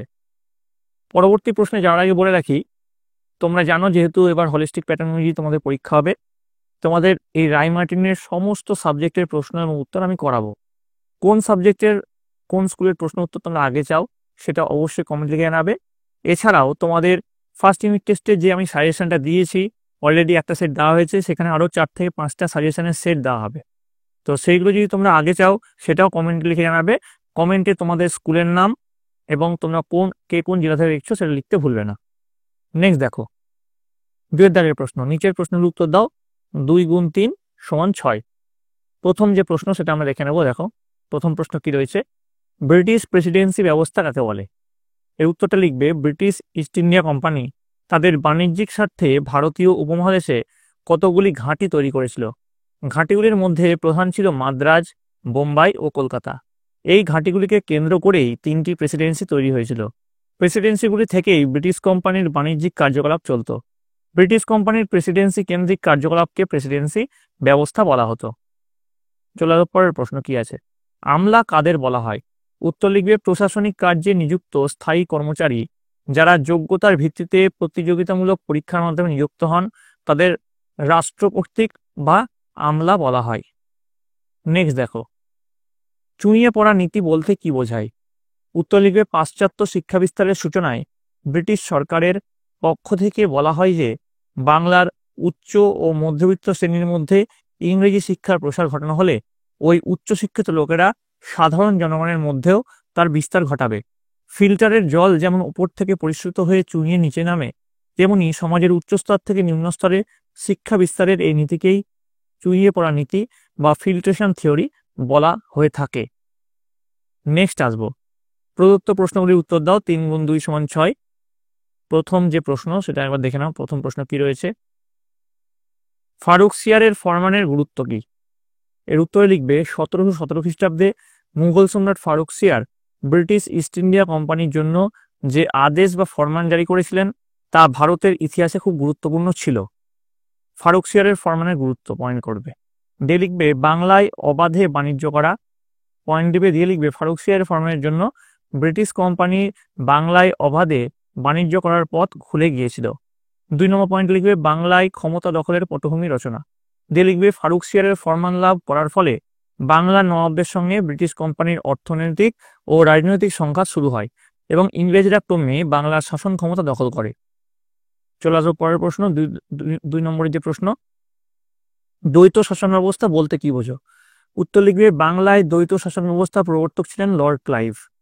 1765 খ্রিস্টাব্দে ইংরেজ ইস্ট ইন্ডিয়া কোম্পানি মুঘল সম্রাট দ্বিতীয় শাহ আলমের কাছ থেকে বাংলা প্রদেশের দেওয়ানি লাভ করার ফলে বাংলায় যে নতুন শাসন ব্যবস্থার সূচনা হয় তাকে দ্বৈত শাসন ব্যবস্থা বলা হয়। এবার পয়েন্ট করবে দ্বৈত বা দ্বিকেন্দ্রিক শাসন, দিয়ে লিখবে মুঘল আমলে প্রাদেশিক প্রশাসনের 2টি প্রধান বিভাগ হলো 1 নিজামত বা রাজ্যের আইন শৃঙ্খলা রক্ষা দায়িত্ব এবং 2 দেওয়ানি বা রাজস্ব সংক্রান্ত অধিকার। দ্বৈত শাসন ব্যবস্থায় বাংলার নবাবের হাতে ছিল নিজামত বা রাজ্যের আইন শৃঙ্খলা রক্ষার দায়িত্ব ও কোম্পানির হাতে ছিল দেওয়ানি বা রাজস্ব সংক্রান্ত অধিকার।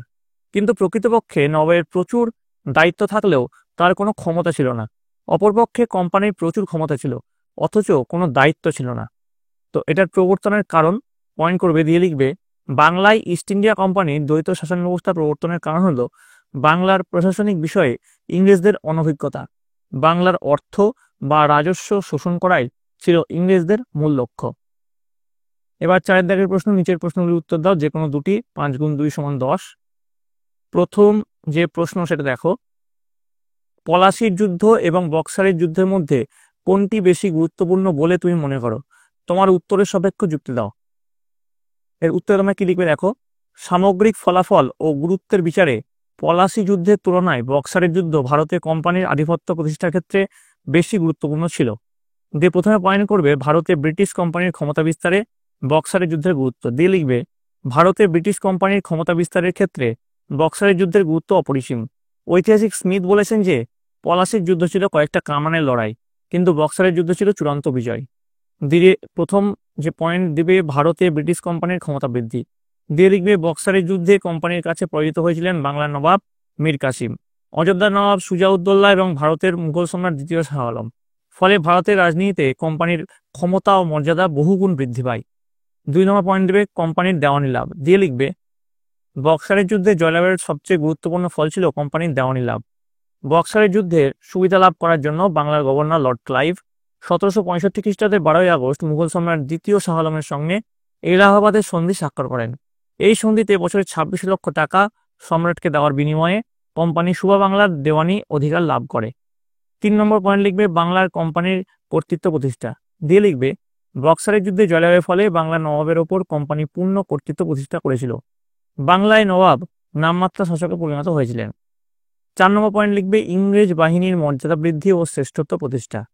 দিয়ে লিখবে বক্সারের যুদ্ধে জয়লাভ করার ফলে ভারতে ইংরেজ বাহিনীর শ্রেষ্ঠত্ব প্রমাণিত হয়েছিল, ফলে তাদের মর্যাদা বৃদ্ধি পেয়েছিল। এইভাবে ক্রমশ ভারতে বণিকের মানদণ্ড রাজদণ্ডে পরিণত হয়। তাই সব দিক থেকে বিচার করলে ভারতে ব্রিটিশ কোম্পানির ক্ষমতা বিস্তারের ক্ষেত্রে পলাশির যুদ্ধের তুলনায় বক্সারের যুদ্ধ ছিল বেশ গুরুত্বপূর্ণ। এবার দেখো 2 নম্বর যে প্রশ্ন, কোম্পানির আমলে পুলিশি ব্যবস্থা সম্পর্কে একটি ধারণা দাও। উত্তর লিখবে ব্রিটিশ ইস্ট ইন্ডিয়া কোম্পানি শাসনের সূচনাকালে এদেশে মুঘল পলিসি ব্যবস্থা চালু ছিল। পরে ওয়ারেন হেস্টিংস কর্নওয়ালিস পুলিশি ব্যবস্থা আধুনিকরণ করেন। তো তারপর পয়েন্ট দেবে কোম্পানির নতুন পুলিশি ব্যবস্থা প্রবর্তনের কারণ। দিয়ে লিখবে ভারতে ব্রিটিশ ইস্ট ইন্ডিয়া কোম্পানির পুলিশি ব্যবস্থা প্রবর্তনের কারণগুলি হলো, প্রথম পয়েন্ট আইন শৃঙ্খলার উন্নতি সাধন। দিয়ে লিখবে 1770 খ্রিস্টাব্দে বাংলায় 76-এর মন্বন্তরের ফলে আইন শৃঙ্খলার অবনতি ঘটেছিল। মুঘল আমলের পুলিশি ব্যবস্থা দিয়ে এই অবস্থার মোকাবিলা করা সম্ভব ছিল না। তাই কোম্পানি পুলিশি ব্যবস্থাকে ঢেলে সারাতে সচেষ্ট হয়। তারপর পয়েন্ট লিখবে 2 নম্বর আইনের শাসন প্রতিষ্ঠা করা। দিয়ে লিখবে ব্রিটিশ কোম্পানির লক্ষ্য ছিল ভারতে আইনের শাসন প্রতিষ্ঠা করা, আর এই জন্য প্রয়োজন ছিল প্রচলিত পুলিশি ব্যবস্থা সংস্কার করে নতুন ধাঁচের পুলিশি ব্যবস্থা প্রবর্তন করা। 3 নম্বর পয়েন্ট দেবে ইংল্যান্ডের অনুকরণ। দিয়ে লিখবে দ্বৈত শাসনের অবসান ঘটিয়ে কোম্পানি নতুন শাসন কাঠামো গড়ে তোলে। এর গুরুত্বপূর্ণ স্তম্ভ ছিল পুলিশ বাহিনী। এক্ষেত্রে ইংল্যান্ডের অনুকরণে প্রচলিত পুলিশি ব্যবস্থা পুনর্গঠন করা হয়। তারপর পয়েন্ট করবে সংস্কার। দিয়ে লিখবে 1 নম্বর 1781 খ্রিস্টাব্দে ওয়ারেন হেস্টিংস ফৌজদারের জায়গায় ম্যাজিস্ট্রেটদের পুলিশ বিভাগের দায়িত্ব দেন। 2 নম্বর 1793 খ্রিস্টাব্দে কর্নওয়ালিস প্রত্যেক জেলাকে কয়েকটি থানায় ভাগ করে পুলিশি ব্যবস্থা চালু করেন। প্রতি থানায় একজন করে দারোগা নিযুক্ত করেন। জেলা ম্যাজিস্ট্রেট দারোগাদের নিয়ন্ত্রণ করতেন। 3 নম্বর পয়েন্ট লিখবে 1812 খ্রিস্টাব্দে দারোগা ব্যবস্থার বিলোপ করে তার জায়গায় কালেক্টরদের দায়িত্ব দেওয়া হয়। 4 নম্বর পয়েন্ট লিখবে 1843 খ্রিস্টাব্দে সিন্ধু প্রদেশ অঞ্চলে নতুন ধাঁচের পুলিশি ব্যবস্থা চালু করা হয়। পরবর্তীকালে আলাদা পুলিশ আইন তৈরি হয়। ক্রমশ এই পুলিশ ব্যবস্থা ভারতে ঔপনিবেশিক কর্তৃত্ব প্রতিষ্ঠা ও প্রদর্শনের অন্যতম প্রধান হাতিয়ার রূপে আত্মপ্রকাশ করে। 3 নম্বর দেখো 76-এর মন্বন্তর কেন হয়েছিল, এর ফলাফল দেখো। উত্তরে লিখবে 1176 বঙ্গাব্দ এবং 1717 খ্রিস্টাব্দে বাংলাদেশে এক মহা দুর্ভিক্ষ ও মন্বন্তর ঘটে, যা ইতিহাসে 76-এর মন্বন্তর নামে পরিচিত। এই মন্বন্তরের পেছনে বিভিন্ন কারণ ছিল এবং এর ফলাফল ছিল সুদূর প্রসারী। কারণ 76-এর মন্বন্তরের কারণগুলি হলো নিম্নরূপ। 1 নম্বর চড়া হারে রাজস্ব আদায়। মুঘল ও নবাবী আমলে ভূমি রাজস্বের হার ছিল উৎপাদনের 1/3। দেওয়ানি লাভের পর ইস্ট ইন্ডিয়া কোম্পানির লক্ষ্য হয় যত বেশি সম্ভব রাজস্ব আদায় করা। কোম্পানি নিযুক্ত নায়েব সুবা রেজা খাঁ ও সীতাব রায় প্রজাপীড়ন চালিয়ে রাজস্ব আদায় করেন। ফলে বিগত বছরের তুলনায় মন্বন্তরের বছরে রাজস্ব আদায় বেশি হয়। পরের পয়েন্ট দেব অনাবৃষ্টি। দিয়ে লিখবে বাংলার চাষবাস প্রকৃতি নির্ভর ছিল। 1768 খ্রিস্টাব্দে কম বৃষ্টির কারণে ধান নষ্ট হয়ে যায়। 1769 খ্রিস্টাব্দে অনাবৃষ্টির কারণে চাষবাস হয়নি। 1770 খ্রিস্টাব্দে কম বৃষ্টির জন্য অল্প ফসল হলেও কোম্পানি রেজা খাঁ ও অসাধু ব্যবসায়ীরা খাদ্য মজুত করে, ফলে খাদ্য সংকট দেখা দেয়। 3 নম্বর পয়েন্ট দেবে রোগ ব্যাধি। দিয়ে লিখবে খাদ্যের অভাবে ক্ষুধার জ্বালায় মানুষ গাছের পাতা, মরা পশুর মাংস, এমনকি মানুষের মাংস খেয়ে ক্ষুধার নিবৃত্তি করে। পুকুরের জল দূষিত হয়ে যায়, ফলে কলেরা, গুটি বসন্ত রোগ মহামারীর রূপ নেয় এবং গ্রামের পর গ্রাম মানুষ মৃত্যুর কোলে ঢলে পড়ে। এবার দেখো এই প্রশ্নের কিছু কন্টিনিউয়েশন পার্ট আছে। দেখো ফলাফল পয়েন্ট করবে। 1 নম্বর পয়েন্ট নিয়ে মৃত্যু।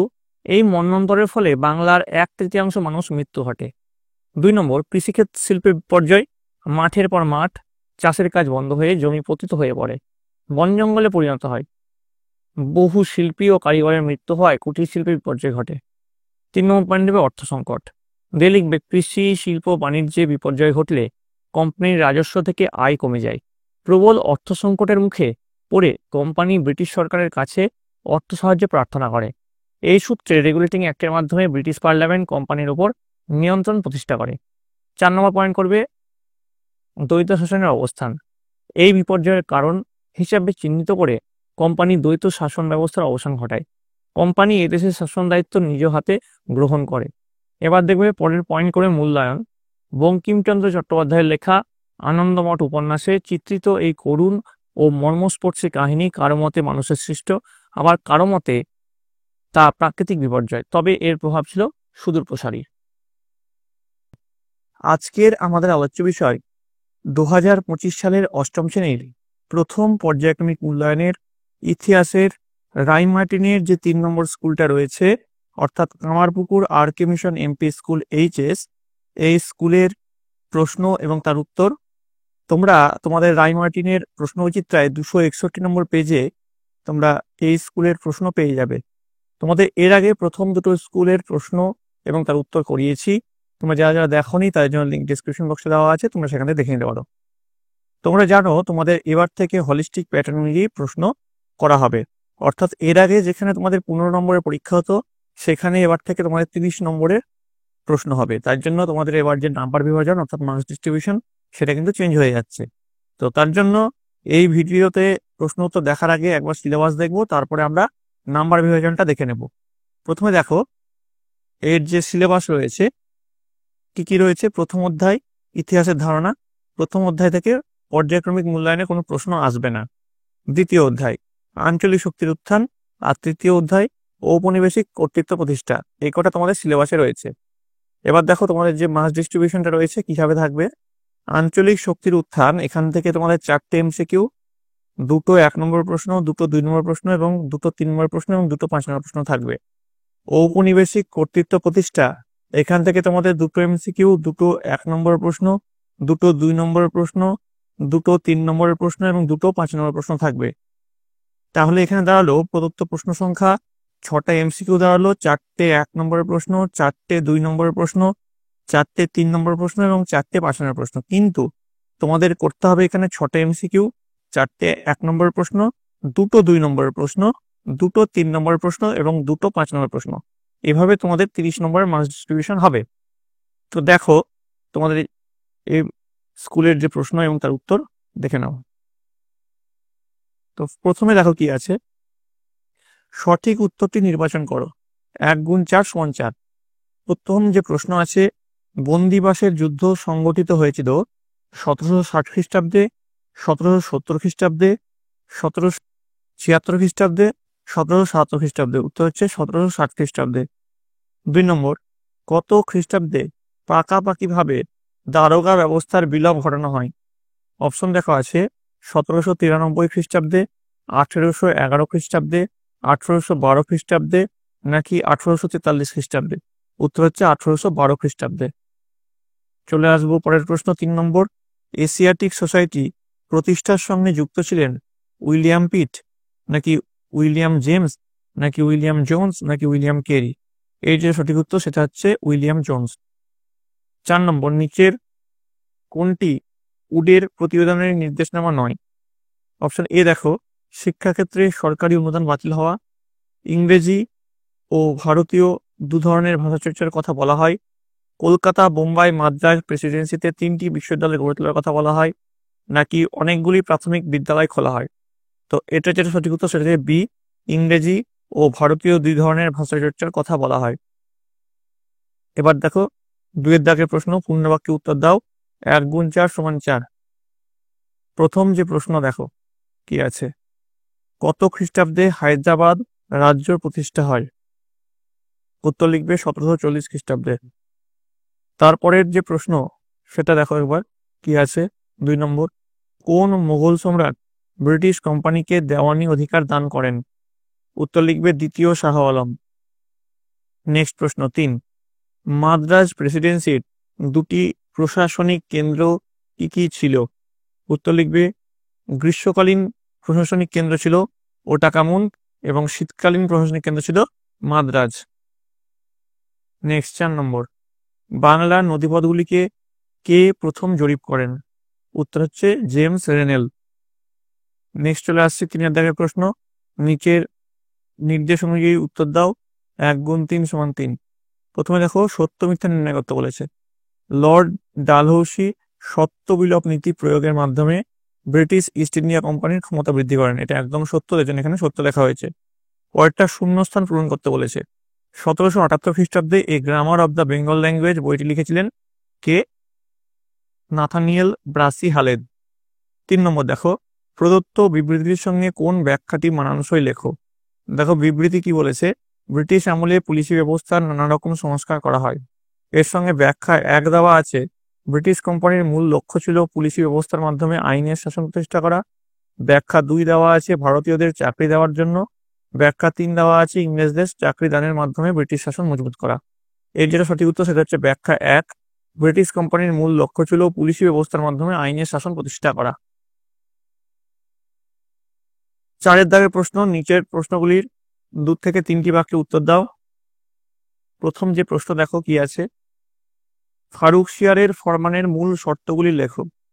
উত্তর লিখবে 1717 খ্রিস্টাব্দে মুঘল সম্রাট ফারুকশিয়ার ব্রিটিশ ইস্ট ইন্ডিয়া কোম্পানির জন্য যে আদেশ বা ফরমান জারি করেছিলেন তা ভারতের ইতিহাসে খুব গুরুত্বপূর্ণ ছিল। এবার পয়েন্ট দিবে ফারুকশিয়ারের ফরমানের গুরুত্ব, দিয়ে লিখবে বাংলায় অবাধে বাণিজ্য করা। ফারুকশিয়ারের ফরমানের জন্য ব্রিটিশ কোম্পানি বাংলায় অবাধে বাণিজ্য করার পথ খুলে গিয়েছিল। 2, বাংলায় ক্ষমতা দখলের পটভূমি রচনা, দিয়ে লিখবে ফারুকশিয়ারের ফরমান লাভ করার ফলে বাংলা নবাবদের সঙ্গে ব্রিটিশ কোম্পানির অর্থনৈতিক ও রাজনৈতিক সংঘাত শুরু হয় এবং ইংরেজদের ক্রমে বাংলা শাসন ক্ষমতা দখল করে। পরের প্রশ্ন, পলাশীর লুণ্ঠন বলতে কি বোঝো।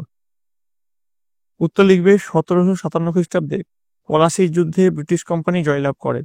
ইংরেজরা সিরাজউদ্দৌলাকে সরিয়ে মীর জাফরকে বাংলার নবাব পদে বসান। পলাশী যুদ্ধের পর ব্রিটিশ কোম্পানি বিভিন্নভাবে নবাব মীর জাফরের কাছ থেকে প্রচুর অর্থ আদায় করে। রবার্ট ক্লাইভ সহ কোম্পানির উচ্চপদস্থ কর্মচারীরাও ব্যক্তিগতভাবে প্রচুর অর্থ নেয়। কোম্পানির পক্ষ থেকে প্রচুর অর্থ লুণ্ঠন করে ব্রিটেনে পাঠিয়ে দেওয়া হয়। সব মিলিয়ে প্রায় 3 কোটি টাকার সম্পদ ইংরেজরা আদায় করে। পলাশীর যুদ্ধের পর মীর জাফরের কাছ থেকে ইংরেজদের অর্থ আত্মসাৎকে পলাশীর লুণ্ঠন বলা হয়। চলে আসো পরের প্রশ্ন, 3 নম্বর প্রশ্ন, শিক্ষা বিস্তারে শ্রীরামপুর মিশনারিদের ভূমিকা কেমন ছিল। উত্তর লিখবে শ্রীরামপুর ত্রয়ী। পয়েন্ট করবে, দিয়ে লিখবে কোম্পানির আমলে শ্রীরামপুরের আগত খ্রিস্টান মিশনারিদের মধ্যে সর্বাপেক্ষা উল্লেখযোগ্য ছিলেন উইলিয়াম কেরি, মার্সম্যান ও উইলিয়াম ওয়ার্ড। এই 3 জনকে একত্রে বলা হয় শ্রীরামপুর ত্রয়ী। ভারতের শিক্ষা বিস্তারের ক্ষেত্রে শ্রীরামপুর ত্রয়ীর অবদান। পয়েন্ট করবে, দিয়ে লিখবে 1 নম্বর, 1800 খ্রিস্টাব্দে উইলিয়াম কেরি, মার্সম্যান ও উইলিয়াম ওয়ার্ড ভারতের শিক্ষা বিস্তারের উদ্দেশ্যে শ্রীরামপুরে ব্যাপটিস্ট মিশন স্থাপন করেন।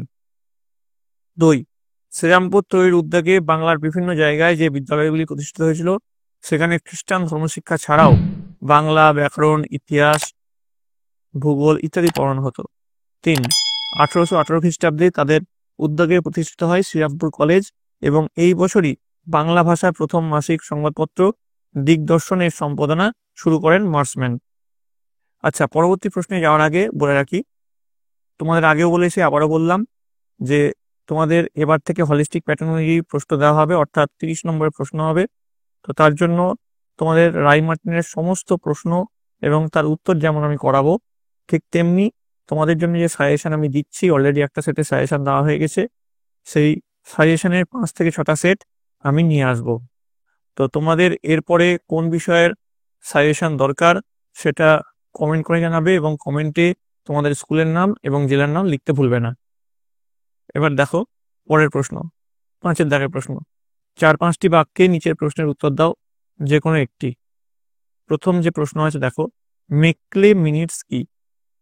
উত্তর লিখবে, পয়েন্ট করে মেকলে মিনিটস, দিয়ে লিখবে টমাস ব্যাবিংটন মেকলে ছিলেন governor general lord William Bentinck এর আইন সচিব ও general committee of public instruction বা জনশিক্ষা কমিটির সভাপতি।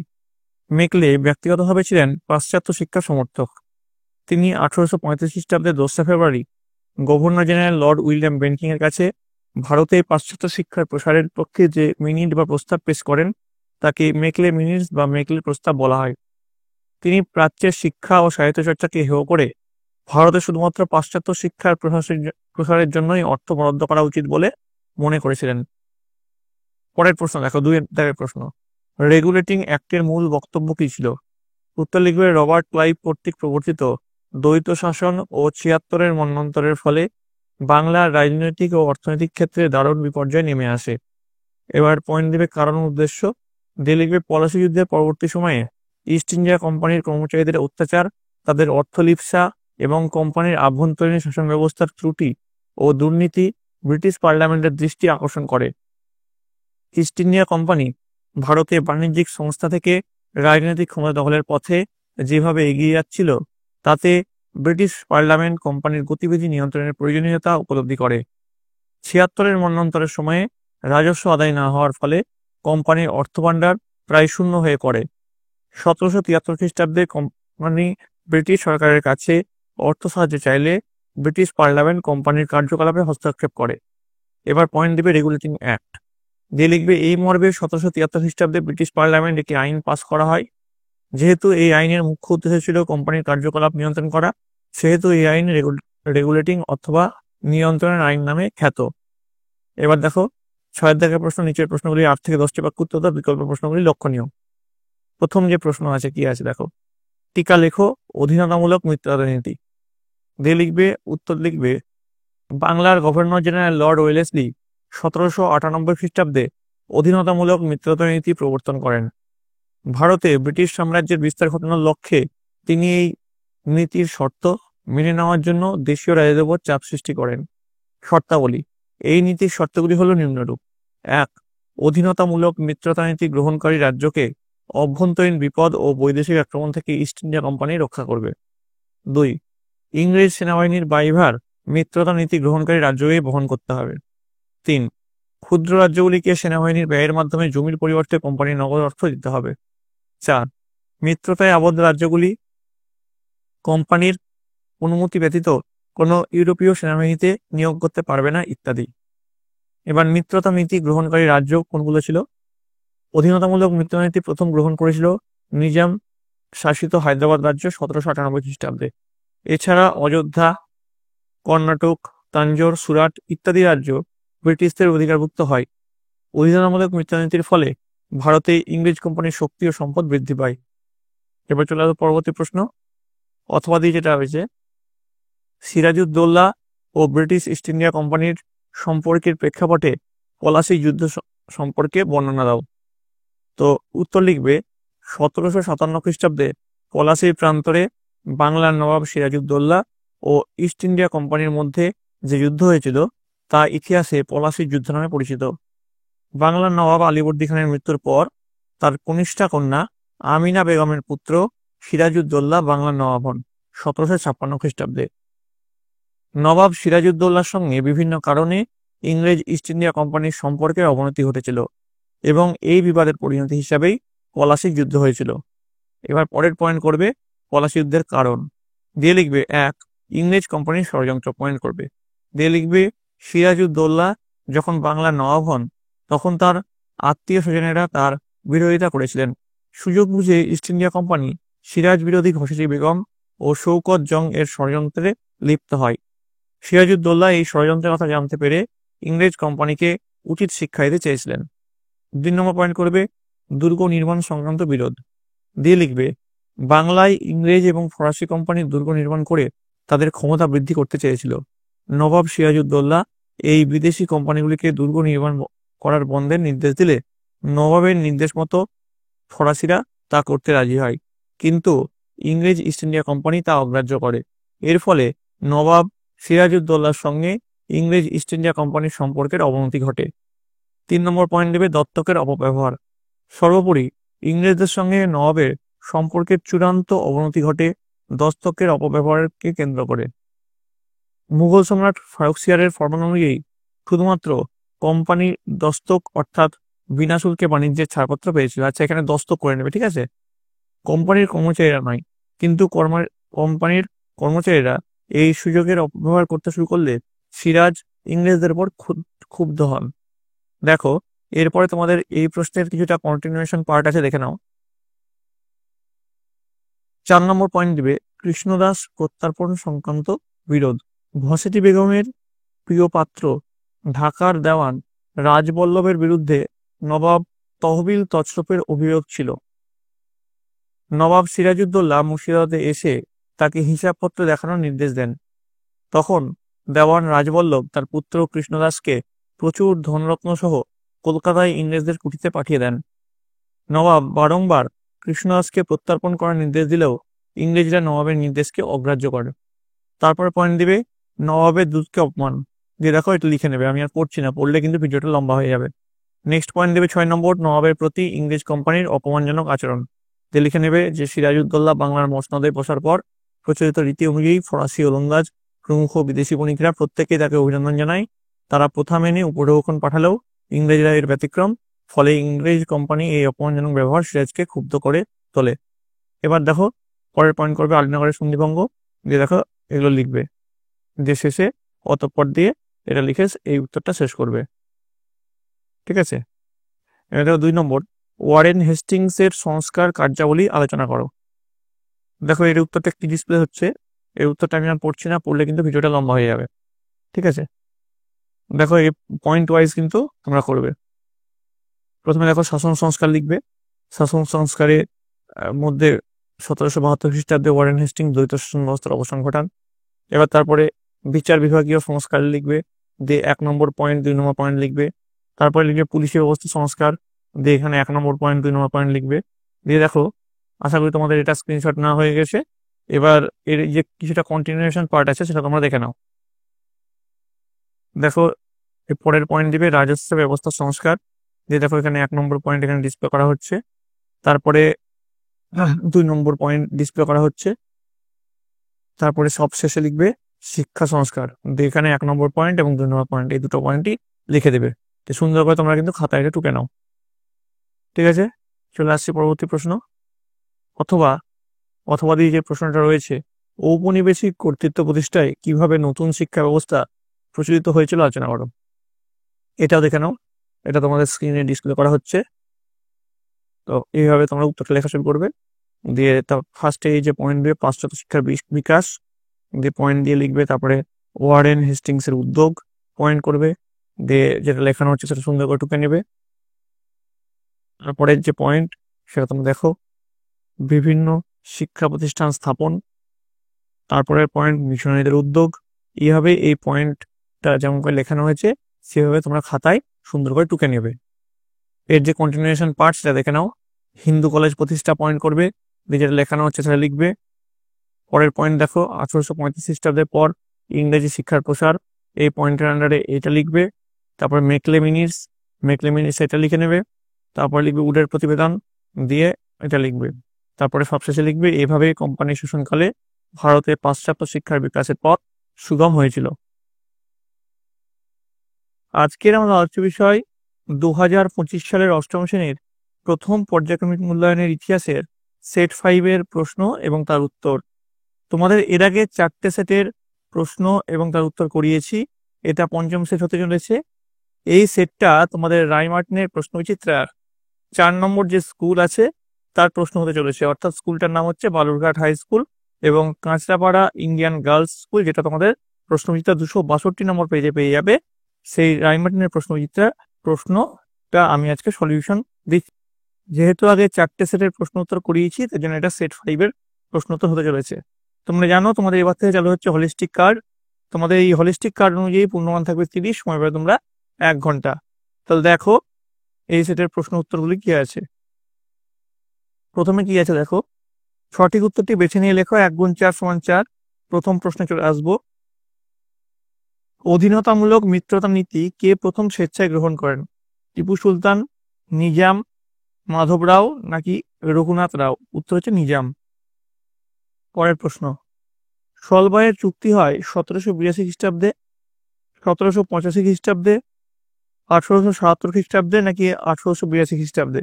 উত্তর হচ্ছে 1782 খ্রিস্টাব্দে।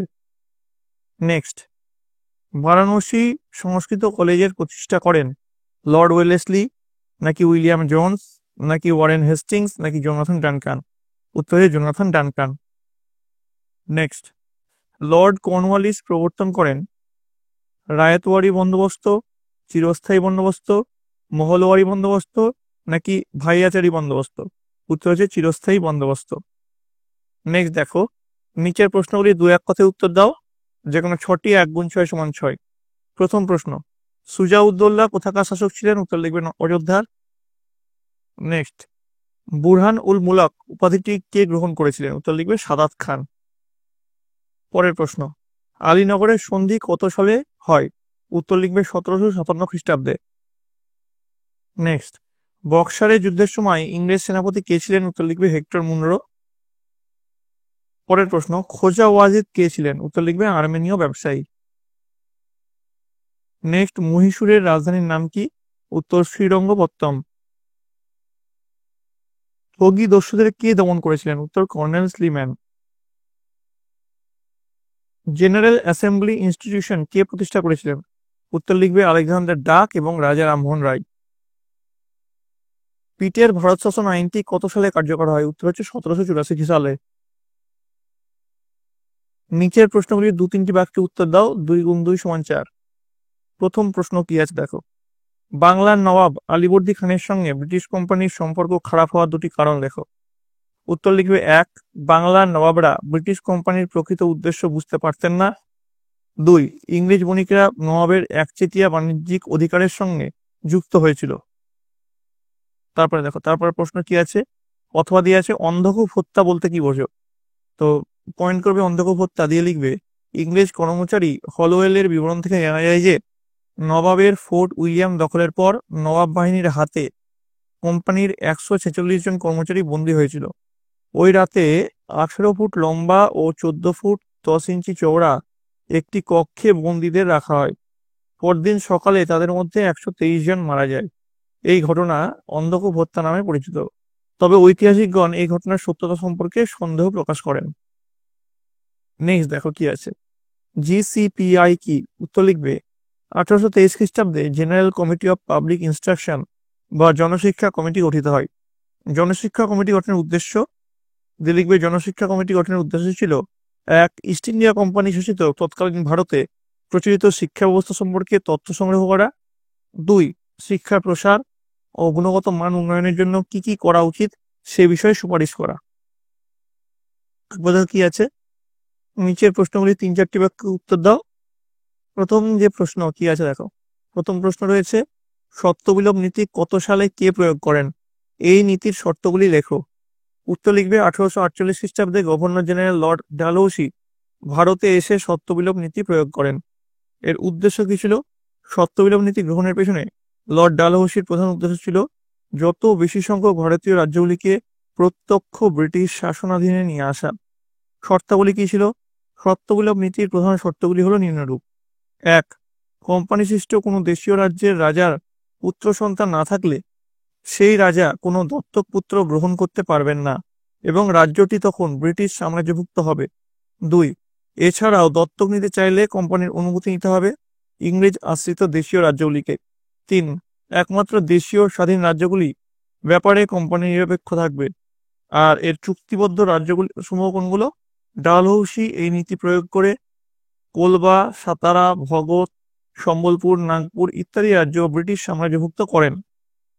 পরের প্রশ্নে চলে যাব আমরা, কোম্পানির আমলে দারোগা ব্যবস্থার সংক্ষিপ্ত পরিচয় দাও।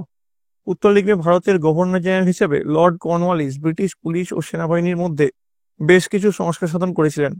যে পয়েন্ট দিবে লর্ড কর্নওয়ালিসের সংস্কার, পুলিশি ব্যবস্থা ও সেনাবাহিনীর ক্ষেত্রে লর্ড কর্নওয়ালিসের সংস্কারগুলি হলো পুলিশি ব্যবস্থা পয়েন্ট করবে, দিয়ে লিখবে 1 নম্বর, লর্ড কর্নওয়ালিস জমিদারের কাছ থেকে ক্ষমতা কেড়ে নিয়ে আইন শৃঙ্খলা রক্ষার জন্য একটি নিয়মিত পুলিশ বাহিনী গঠন করেন। 2, 1793 খ্রিস্টাব্দে জেলাগুলি দেখাশোনা করার জন্য তিনি থানার ব্যবস্থা চালু করেন। প্রতিটি থানা পরিচালনার দায়িত্ব দেওয়া হয় দারোগার ওপর। 3, জেলার ম্যাজিস্ট্রেট দারোগা নিয়োগ ও থানার কাজকর্মের উপর নজর রাখতেন, কিন্তু দুর্নীতিগ্রস্ত হয়ে পড়ার ফলে দারোগা পদের বিলুপ্তি ঘটে এবং গ্রামের দেখভালের দায়িত্ব দেওয়া হয় কালেক্টরদের হাতে। 4, ব্রিটিশ কোম্পানির তরফ থেকে লর্ড কর্নওয়ালিস পুলিশি ব্যবস্থা প্রবর্তনের মাধ্যমে আইনের শাসন প্রতিষ্ঠা করেন। চলে আসো পরের প্রশ্ন, অথবাতে কি আছে, কলকাতায় এশিয়াটিক সোসাইটি কে প্রতিষ্ঠা করেন? এর উদ্দেশ্য কি ছিল? উত্তর লিখবে, উইলিয়াম জোন্স 1784 খ্রিস্টাব্দে এশিয়াটিক সোসাইটি প্রতিষ্ঠা করেন। উদ্দেশ্য, এশিয়াটিক সোসাইটি প্রতিষ্ঠার উদ্দেশ্য ছিল 1, ভারতের প্রাচীন সভ্যতার চর্চা করার জন্য তিনি এশিয়াটিক সোসাইটি প্রতিষ্ঠা করেন। 2, ভারতীয় সাহিত্যের ইংরেজি অনুবাদ করা। তিনি ভারতীয় সাহিত্যকে আধুনিক ইংরেজি ভাষায় অনুবাদ করতে চেয়েছিলেন। তিনি বিশ্বাস করতেন যে এর ফলে ভারতীয় শিক্ষিত সম্প্রদায়ের সঙ্গে ব্রিটিশদের সম্পর্ক দৃঢ় হবে। চলে আসবো পরের প্রশ্ন, নিচের প্রশ্নগুলি 8 থেকে 10টি বাক্যে উত্তর দিতে হবে। প্রথম যে প্রশ্ন আছে দেখো কি আছে, 76-এর মন্বন্তরের ফলাফল বর্ণনা করো। দেখো 76-এর মন্বন্তরের ফলাফল এখানে ডিসপ্লে হচ্ছে, আমি আর পড়ছি না, শুরু করবে এভাবে। 1176 বঙ্গাব্দ ও 1770 খ্রিস্টাব্দে বাংলাদেশে এক মহা দুর্ভিক্ষ ও মন্বন্তর ঘটে, যা ইতিহাসে 76-এর মন্বন্তর নামে পরিচিত। এই মন্বন্তরের পিছনে বিভিন্ন কারণ ছিল এবং এর ফলাফল ছিল সুদূরপ্রসারী। দেখো 76-এর মন্বন্তরের কারণগুলো আগে লেখানো হচ্ছে, তারপরে ফলাফল লেখানো হচ্ছে। যদি তোমাদের আসে 76-এর মন্বন্তরের কারণ, সেটা তোমরা এখান থেকে লিখতে পারবে। দেখো 76-এর মন্বন্তরের কারণগুলি নিম্নরূপ। প্রথম পয়েন্ট দিবে চড়া হারে রাজস্ব আদায়, 2 নম্বর পয়েন্ট দিবে অনাবৃষ্টি, 3 নম্বর পয়েন্ট দিবে রোগ ব্যাধি। এবার দেখো আমি একটু ভিডিওটা ফাস্ট ফরওয়ার্ড করে দিচ্ছি। এবার ফলাফল লিখবে। ফলাফলের প্রথম পয়েন্ট দিবে মৃত্যু, দিয়ে লিখবে এই মন্বন্তরের ফলে বাংলার 1/3 মানুষের মৃত্যু ঘটে। তারপর 2 নম্বর পয়েন্ট দিবে কৃষি শিল্প বিপর্যয়। তারপরে 3 নম্বর পয়েন্ট দিবে অর্থ সংকট। দেখো 4 নম্বর পয়েন্ট দিবে দ্বৈত শাসনের অবসান। তারপরে শেষ পয়েন্টে মূল্যায়ন দিয়ে, তবে এর প্রভাব ছিল সুদূরপ্রসারী। এত অব্দি লিখলেই এর উত্তরটা হয়ে যাবে। কি বললাম, এখানে প্রথমে আছে কারণ, তারপরে আছে ফলাফল। কারণে যদি আসে সে কারণটা এখান থেকে লিখে দেবে, ফলাফল যদি আসে ফলাফল নিচেরটা লিখবে। ঠিক আছে, চলে আসছি পরের প্রশ্ন। পরের প্রশ্ন দেখো, ইজারাদারি বন্দোবস্ত চালু করা ও তা তুলে নেওয়ার পেছনে কি কি কারণ ছিল। তো প্রথম পয়েন্ট দিবে ইজারাদারি ব্যবস্থা, দিয়ে লিখবে 1772 খ্রিস্টাব্দে ওয়ারেন হেস্টিংস যে নতুন ভূমি রাজস্ব বন্দোবস্ত চালু করেন, তাতে বলা হয় জমি নিলামে যে ব্যক্তি বেশি খাজনা দেওয়ার ডাক দেবে তার সঙ্গে কোম্পানি 5 বছরের জন্য জমি বন্দোবস্ত করবে। এই ব্যক্তিকে 5 বছরের জন্য জমি ইজারা দেওয়া হতো বলে একে ইজারাদারি ব্যবস্থা বা পাঁচশালা বন্দোবস্ত বলা হয়। ইজারাদারি বন্দোবস্ত চালু করার কারণ হচ্ছে, 1 নিলামের মাধ্যমে জমির ইজারা দিয়ে সর্বাধিক রাজস্ব আদায় করা। 2 বাংলার ভূমি রাজস্ব ব্যবস্থা সম্পূর্ণভাবে কোম্পানির স্বার্থে পরিচালিত করা। 3 76-এর মন্বন্তরের পর রাজস্ব ঘাটতি পূরণ করা। আর এই বন্দোবস্ত তুলে দেওয়ার কারণ হচ্ছে, ইজারাদারি বন্দোবস্ত নানা রকম সমস্যা থাকার কারণে এই ব্যবস্থা তুলে দেওয়া হয়েছিল। এই বন্দোবস্ত তুলে দেওয়ার কারণগুলি হলো, 1, অনেক বাইরের লোক বেশি অর্থ দিয়ে নিলামে জমির ইজারা নিয়েছিলেন, তাদের রাজস্ব আদায়ের পরিমাণ সম্পর্কে সঠিক ধারণা ছিল না। ধার্য রাজস্ব ও আদায় করার রাজস্বের মধ্যে অনেক তফাৎ ছিল। রাজস্ব কম আদায় হওয়ার ফলে তারা ধার্য রাজস্ব পরিশোধ করতে পারত না। 2, ইজারাদার সর্বোচ্চ রাজস্ব আদায় করার জন্য কৃষকদের উপর অত্যাচার করত, তারা কৃষির উন্নতির দিকেও নজর দিত না। 3, অনেক ইজারাদার রাজস্ব জমা না দিতে পেরে পলাতক হন। পরবর্তী প্রশ্ন দেখো, পরবর্তী প্রশ্ন তোমার কি আছে, টিকা লিখতে বলেছে। উডের প্রতিবেদন, তোমরা উত্তরে লিখবে বোর্ড অফ কন্ট্রোলের সভাপতি চার্লস উড ভারতে পাশ্চাত্য শিক্ষার প্রসারের জন্য 1854 খ্রিস্টাব্দের 19 জুলাই একটি নির্দেশনামা প্রকাশ করেন। এই নির্দেশনামা চার্লস উডের প্রতিবেদন বা উড ডেসপ্যাচ নামে খ্যাত। তোমাদের উড ডেসপ্যাচ হিসাবেও প্রশ্নটা আসতে পারে। চার্লস উডের সুপারিশ কি কি রয়েছে? কি কি সুপারিশ রয়েছে দেখো, শিক্ষার প্রসারের জন্য স্বতন্ত্র শিক্ষা বিভাগ গঠন করা, কলকাতা, বোম্বাই ও মাদ্রাজে একটি করে বিশ্ববিদ্যালয় প্রতিষ্ঠা করা, 3, সুদক্ষ শিক্ষক তৈরির জন্য শিক্ষকদের প্রশিক্ষণ বা টিচার্স ট্রেনিং কলেজ স্থাপন করা, 4, দেশীয় ভাষার মাধ্যমে সাধারণ শিক্ষা প্রদান করা, 5, নারী শিক্ষার প্রসার ঘটানো। এগুলো হচ্ছে উডের প্রতিবেদন। আজকের আমাদের আলোচ্য বিষয় 2025 সালের অষ্টম শ্রেণীর প্রথম পর্যায়ক্রমিক মূল্যায়নের ইতিহাসের চ্যাপ্টারের সাজেশন। তোমরা জানো তোমাদের এবার থেকে চালু হচ্ছে হলিস্টিক কার্ড। সেই হলিস্টিক কার্ড অনুযায়ী তোমাদের এবার থেকে পূর্ণমান থাকবে 30, সময় হবে তোমরা 1 ঘন্টা। তোমাদের এই পরীক্ষাটি আগামী 1 এপ্রিল থেকে 12 এপ্রিলের মধ্যে অনুষ্ঠিত হবে। তো যেহেতু তোমাদের এবার প্রশ্নমান চেঞ্জ হচ্ছে, তার জন্য এই ভিডিওটা তোমার জন্য খুব ইম্পর্টেন্ট হয়ে যাচ্ছে। এই ভিডিওতে তোমাদের প্রথম যে চ্যাপ্টার ইতিহাসের ধারণা, আঞ্চলিক শক্তির উত্থান, ঔপনিবেশিক কর্তৃত্ব প্রতিষ্ঠা, এই 3টে চ্যাপ্টারের সাজেশন প্রশ্ন এবং তার উত্তরগুলি দেওয়া হবে। তো দেখো, প্রথমে যে চ্যাপ্টারটা রয়েছে সেটা হচ্ছে ইতিহাসের ধারণা। এই ইতিহাসের ধারণা এই চ্যাপ্টারটা থেকে অনেক কম প্রশ্নই তোমরা পাবে, তবুও তোমাদের এখান থেকে কিছু সাজেশন প্রশ্ন আমি দিয়ে দিচ্ছি। দেখো, প্রথম যে প্রশ্ন, ঠিক উত্তরটি বেছে নাও। প্রশ্নমান 1, প্রদত্ত কোনটি ভারত ও ইউরোপের ইতিহাসের মধ্যযুগের ঘটনা বা বৈশিষ্ট্য? তো এর মধ্যে যে প্রদত্ত সেটা হচ্ছে ডি, যেটা অপশন আছে, অর্থাৎ সামন্ত প্রথার সূচনা, সেটা হচ্ছে সঠিক উত্তর। পরেরটা, এর মধ্যে কোনটি ইউরোপের ইতিহাসের প্রাচীন যুগের ঘটনা বৈশিষ্ট্য? তো এটা হচ্ছে দাস নির্ভর অর্থনীতি, বি হচ্ছে সঠিক উত্তর। অপশন ছিল সামন্ত প্রথার সূচনা, পুঁজিবাদের উত্থান, গণতন্ত্রের বিকাশ আর দাস নির্ভর অর্থনীতি। উত্তর হবে দাস নির্ভর অর্থনীতি। তারপরে দেখো, প্রদত্ত কোনটি ভারতের ইতিহাসের প্রাচীন যুগের ঘটনা বৈশিষ্ট্য? অপশন ছিল সাম্রাজ্যবাদের সূচনা, যুক্তিবাদী চেতনা বিকাশ, গণতন্ত্রের বিকাশ আর দাস নির্ভর অর্থনীতি। উত্তর হচ্ছে সাম্রাজ্যবাদের সূচনা। তারপর দেখো, প্রদত্ত কোনটি ভারতের ইতিহাসের আধুনিক যুগের বৈশিষ্ট্য বা ঘটনা? গণতন্ত্রের বিকাশ, সাম্রাজ্যবাদের সূচনা, যুক্তিবাদী চেতনার বিকাশ, পুঁজিবাদের উত্থান। এটা হচ্ছে গণতন্ত্রের বিকাশ। ঠিক আছে, ব্যাপারটা দেখো, প্রদত্ত কোনটি ইউরোপের ইতিহাসে আধুনিক যুগের ঘটনা বা বৈশিষ্ট্য? অপশন আছে দেখো, এ পুঁজিবাদের উত্থান, বি গণতন্ত্রের বিকাশ, সি সাম্রাজ্যবাদের সূচনা, ডি যুক্তিবাদী চেতনার বিকাশ। তো এর মধ্যে যেটা সঠিক বিকল্প সেটা হচ্ছে বি, অর্থাৎ এ, বি এবং ডি ঠিক এবং সি ভুল। ঠিক আছে, তারপর দেখো, এবার নিচের প্রশ্নগুলোর উত্তর দাও, এসে কিউ দেখো। প্রশ্নের মানে এক করে আছে, কনস্ট্যান্টিনোপলের পতন কবে হয়েছিল? উত্তর লিখবে 1453 খ্রিস্টাব্দে কনস্ট্যান্টিনোপলের পতন হয়েছিল। তারপরে দেখো, the history of British India গ্রন্থটি কে রচনা করেন? উত্তর লিখবে জেমস মিল। নেক্সট, তারপরে যে প্রশ্ন, 476 খ্রিস্টাব্দে কোন সাম্রাজ্যের পতন হয়েছিল? এর উত্তর তোমরা লিখবে পশ্চিম রোমান সাম্রাজ্যের পতন হয়েছিল।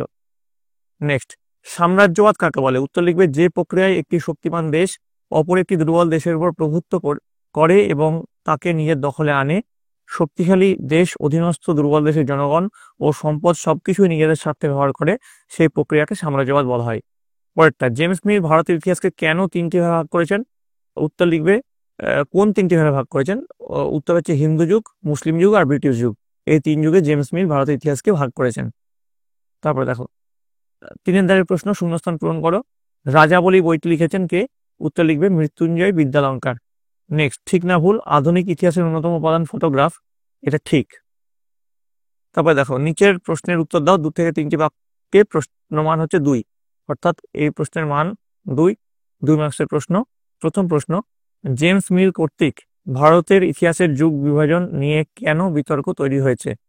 তো দেখো, এর উত্তরটা এখানে লেখানো হয়েছে, আমি আর পড়ছি না, যেহেতু এখানে 3টে চ্যাপ্টার তোমাদের পড়াতে হবে, ভিডিওটা লম্বা হয়ে যাবে, বড় প্রশ্নের উত্তরগুলো আমি পড়বো না, আমি জাস্ট তোমাদের এখানে ডিসপ্লে করে দেবো, তোমরা টুকে নিও।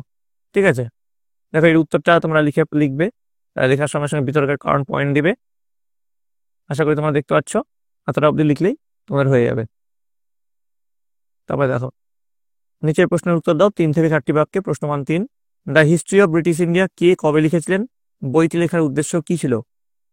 তো এটার উত্তরটাও দেখো, এখান থেকে শুরু করবে, এতটা অবধি লিখে দেবে, তাহলে উত্তরটা হয়ে যাবে। আশা করি তোমরা সকলে লিখে নিয়েছো। চলে আসছি পরের প্রশ্ন, প্রশ্নমান 4, ভারত ইতিহাসের যুগ বিভাজনের ক্ষেত্রে কেন জটিলতা দেখা যায় বলে তুমি মনে করো? তো এর উত্তর দেখো, কোথায় শুরু করবে, এই যে উত্তর এখান থেকে শুরু করবে, ভারত ইতিহাসের যুগ বিভাজনের ক্ষেত্রে জটিলতার কারণ দিয়ে এখান থেকে শুরু করবে। দিয়ে দেখো 1 নম্বর পয়েন্ট আছে, 2 নম্বর পয়েন্ট আছে, এই পয়েন্টগুলো লেখানো হয়েছে, এই যেমন করে পয়েন্ট করা আছে ঠিক একইভাবে লিখবে। 3 নম্বর পয়েন্ট আছে এখানে, দেখো এতটা অবধি লিখলেই এই প্রশ্নের উত্তর হয়ে যাবে। আশা করি তোমার প্রশ্নের উত্তরটা লিখে নিয়েছো। ঠিক আছে, তাহলে আমাদের প্রথম যে চ্যাপ্টার সেটা শেষ হলো। এই প্রথম চ্যাপ্টার থেকে তোমরা প্রশ্ন পাবে না বললেই চলে, খুব অল্প প্রশ্নই পাবে, যেহেতু তোমাদের সিলেবাসে যেটা বলা হয়েছে প্রথম চ্যাপ্টার থেকে কোনো প্রশ্ন আসবে না, তবুও কিছু কিছু বিদ্যালয়ে আসতে পারে, তার জন্য আমি এই প্রশ্নগুলো করিয়ে দিলাম। এবার দেখো, তোমার 2 নম্বর যে চ্যাপ্টারটা রয়েছে এখান থেকে তোমরা ভালোভাবেই প্রশ্ন পাবে। 2 নম্বর যে চ্যাপ্টার, আঞ্চলিক শক্তির উত্থান, প্রথম যে প্রশ্ন, ঠিক উত্তরটি বেছে নাও। প্রশ্নমান 1, 1717 খ্রিস্টাব্দে ড্যাশকে বাংলার নাজিম পদ দেওয়া হয়? উত্তর লিখবে মুর্শিদকুলি খানকে। পরের প্রশ্ন, 1722 খ্রিস্টাব্দে ড্যাশের নেতৃত্বে অযোধ্যা একটি স্বশাসিত আঞ্চলিক শক্তি হিসেবে গড়ে ওঠে? উত্তর লিখবে সাদাত খান। 2 নম্বর, শূন্যস্থান পূরণ করো। প্রশ্নমান 1, হায়দ্রাবাদ রাজ্য প্রতিষ্ঠা করেন কে? উত্তর লিখবে, দেখো এর উত্তরটা আমি হাইলাইট করে দিচ্ছি, মীর কামার উদ্দিন খান সিদ্দিকী। নেক্সট, মুর্শিদকুলি ড্যাশ খ্রিস্টাব্দে বাংলার নাজিম পদ লাভ করেন? উত্তর হচ্ছে 1717 খ্রিস্টাব্দে। 3 নম্বর, বাংলায় ভয়ানক দুর্ভিক্ষ দেখা দিয়েছিল 1770 খ্রিস্টাব্দে। ঠিক আছে, তো পরবর্তী প্রশ্নে জানার আগে বলে রাখি, তোমাদের এর আগে অষ্টম শ্রেণীর অল সাবজেক্টের 2টো করে সেটের সাজেশন করা হয়ে গেছে, এছাড়াও রায়মার্টিনের বিভিন্ন স্কুলের প্রশ্ন এবং তার উত্তরগুলো করানো হয়েছে। তোমরা যারা যারা দেখোনি তার জন্য লিঙ্ক ডেসক্রিপশন বক্সে আছে। আর এই যে ভিডিওটা দিচ্ছি এটা শুধুমাত্র যে কোনো পার্টিকুলার স্কুলের জন্য ইম্পর্টেন্ট তাই নয়, এটা সমস্ত বিদ্যালয়ের জন্য খুব ইম্পর্টেন্ট প্রশ্ন হতে চলেছে, তো তোমরা ভালো করে কিন্তু এই প্রশ্ন উত্তরগুলো করে যাবে। নেক্সট দেখো, অধীনতামূলক মিত্রতা নীতির প্রবর্তন করেন কে? উত্তর হচ্ছে লর্ড ওয়েলেসলি। নেক্সট, ঔরঙ্গজেবের মৃত্যু হয় কত খ্রিস্টাব্দে? 1707 খ্রিস্টাব্দে। আচ্ছা, একটা স্তম্ভ মিল তোমার থাকতে পারে, তো সেখানে যে মিল করে যেটা উত্তরগুলো হবে দেখো, 1757 খ্রিস্টাব্দ হচ্ছে পলাশির যুদ্ধ, 1764 খ্রিস্টাব্দ হচ্ছে বক্সাই যুদ্ধ, তারপরে দেখো 1765 হচ্ছে দেওয়ানি অধিকার, তারপরে বাংলার নবাব হচ্ছে সিরাজউদ্দৌলা। ঠিক আছে, এবার দেখো পরেরটা। নিচের প্রশ্নগুলোর উত্তর লেখো 4 থেকে 5টি শব্দ বা একটি বাক্যের মধ্যে। প্রশ্নমান 1, এগুলো হচ্ছে এসএকিউ। প্রথম যে প্রশ্ন চলে আসছে দেখো, দেওয়ানি লাভের মধ্য দিয়ে কোম্পানি কি কি অধিকার আদায় করেছিল? উত্তর লিখবে 1765 খ্রিস্টাব্দে ইংরেজ ইস্ট ইন্ডিয়া কোম্পানি দেওয়ানি লাভের মধ্য দিয়ে বাংলা, বিহার, ওড়িশার দেওয়ানি বা রাজস্ব আদায়ের অধিকার লাভ করে। 2 নম্বর, কোন বাংলা নবাব বাংলার রাজধানী হিসেবে বেছে নিয়েছিলেন মুঙ্গেরকে? উত্তর হচ্ছে মীর কাসিম। 3 নম্বর, সত্যবিলোপ নীতি প্রয়োগ করে কোম্পানি কোন রাজ্যগুলি দখল করে? উত্তর লিখবে সাতারা, ঝাঁসি, নাগপুর, সম্বলপুর, জয়পুর, সম্বলপুর, ভগৎ আর উদয়পুর। নেক্সট, কোম্পানি ও মহীশূরের মধ্যে কতগুলি যুদ্ধ হয়েছিল? উত্তর লিখবে 4টি যুদ্ধ হয়েছিল। এবার দেখো চলে আসছে নেক্সট প্রশ্ন। নিচের প্রশ্নগুলোর উত্তর দাও 2 থেকে 3টি বাক্যের মধ্যে। প্রশ্নমান আছে 2 করে। সলবায়ের সন্ধি কত খ্রিস্টাব্দে কাদের মধ্যে স্বাক্ষরিত হয়? এই সন্ধির একটি ফলাফল লেখো। উত্তর লিখবে সলবায়ের সন্ধি 1782 খ্রিস্টাব্দে ব্রিটিশ ইস্ট ইন্ডিয়া কোম্পানি ও মারাঠাদের মধ্যে স্বাক্ষরিত হয়।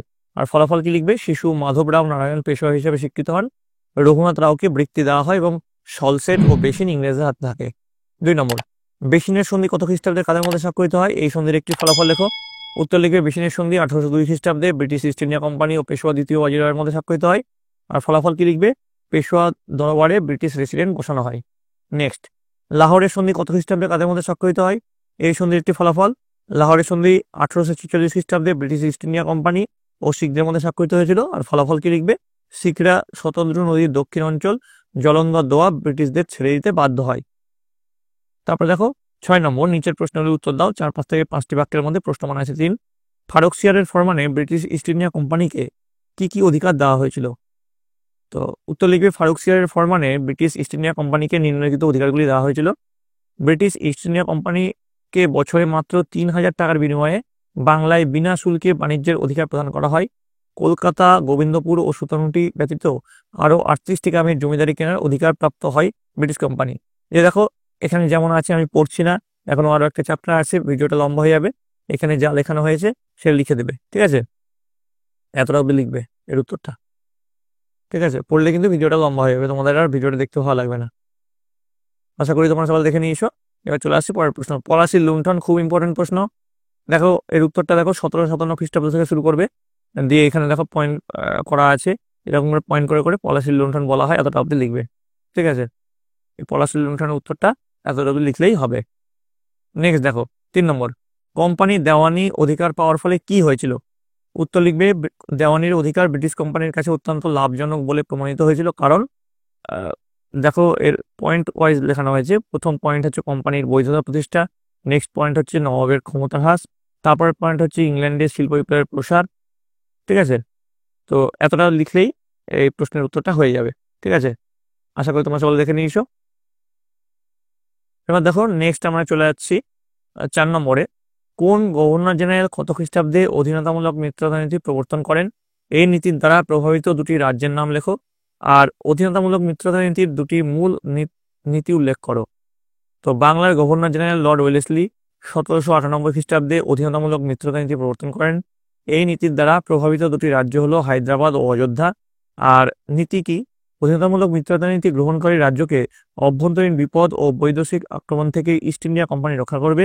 আর ইংরেজ সেনাবাহিনীর ব্যয়ভার মিত্রতার নীতি গ্রহণকারী রাজ্যকেই বহন করতে হবে, ঠিক আছে? তাহলে 2টো চেয়েছিল, 2টো নীতি উল্লেখ করা হয়েছে এখানে, ঠিক আছে? এবার দেখো 5 নম্বর, কোন গভর্নর জেনারেল কত খ্রিস্টাব্দে সত্য বিলোপ নীতি প্রবর্তন করেন? এটাও ইম্পর্টেন্ট প্রশ্ন। এই নীতির দ্বারা প্রভাবিত 2টি রাজ্যের নাম লেখো আর সত্য বিলোপ নীতির 2টি মূল নীতি উল্লেখ করো। তো গভর্নর জেনারেল লর্ড ডালহৌসি 1848 খ্রিস্টাব্দে সত্য বিলোপ নীতি প্রবর্তন করেন। এই নীতির দ্বারা প্রভাবিত 2টি রাজ্য হলো সাতারা ও সম্বলপুর। আর এই নীতিটা কি? কোম্পানি সৃষ্ট কোনো দেশীয় রাজ্যের রাজার পুত্র সন্তান না থাকলে সেই রাজা কোনো দত্তক পুত্র গ্রহণ করতে পারবে না এবং রাজ্যটি তখন ব্রিটিশ সাম্রাজ্যভুক্ত হবে। এছাড়াও দত্তক নিতে চাইলে কোম্পানির অনুমতি নিতে হবে ইংরেজ আশ্রিত দেশীয় রাজ্যগুলিকে। পরেরটা, দেওয়ানির অধিকার, দ্বৈত শাসন ব্যবস্থা ও 76-এর মন্বন্তর কিভাবে একে অপরের সঙ্গে সম্পর্কযুক্ত ছিল? দেখো এর উত্তরটা কোথা থেকে শুরু করবে দেখো, বক্সারের যুদ্ধ থেকে শুরু করবে, এখান থেকে শুরু হবে, ঠিক আছে? বক্সারের যুদ্ধে এখান থেকে শুরু হবে, যেখানে যা যা লেখা হয়েছে সম্পূর্ণ লিখতে হবে তোমাদের। নেক্সট, যুক্ত ছিল, এতটা অবধি তোমরা এই উত্তরটা লিখে দেবে। আশা করি তোমরা সকল দেখে নিয়েছো, আমি আর পড়লাম না। চলে আসবো পরের প্রশ্ন। নিচের প্রশ্নের উত্তর দাও 8 থেকে 10টি বাক্যে, প্রশ্ন মান হচ্ছে 5 করে। অষ্টাদশ শতকে মোগল শাসন কাঠামো বিপর্যয়ের সম্মুখীন হয়েছিল, এই বিপর্যয়ের কারণগুলি তুমি কিভাবে ব্যাখ্যা করবে? তো কেন মোগল সাম্রাজ্যের পতন হয়েছিল তার উত্তরটাও কিন্তু এখান থেকে লেখা যাবে। তো এই প্রশ্নটাও কিন্তু খুব ইম্পর্টেন্ট, তুমি দেখে নাও। শুরু করবে হচ্ছে অষ্টাদশ শতকে মুঘল শাসন কাঠামো বিপর্যয়ের সম্মুখীন হয়েছিল, এই বিপর্যয়ের কারণগুলি হলো দিয়ে প্রথম পয়েন্ট দিবে ঔরঙ্গজেবের পরবর্তী সম্রাটদের অযোগ্যতা। নেক্সট পয়েন্ট দিবে জাগিরদারি ও মনসবদারি সংকট। দেখো এই প্রথম পয়েন্টের এটা একবার দেখে নাও, স্ক্রিনশট তুলে নাও বা খাতায় লিখে নাও পজ করে ভিডিওটা। তারপরের পয়েন্টটা দেখো, জাগিরদারি ও মনসবদারি সংকট, সেক্ষেত্রে এখান থেকে শুরু করবে, এতটা অবধি লিখলেই হবে। নেক্সট, কৃষক বিদ্রোহ, বিভিন্ন অঞ্চলের কৃষকদের থেকে শুরু করবে, সতনামী বিদ্রোহ অব্দি লিখলেই হবে। নেক্সট, শিবাজি ও মারাঠাদের আক্রমণ, আশা করি দেখে নিয়েছো তোমরা।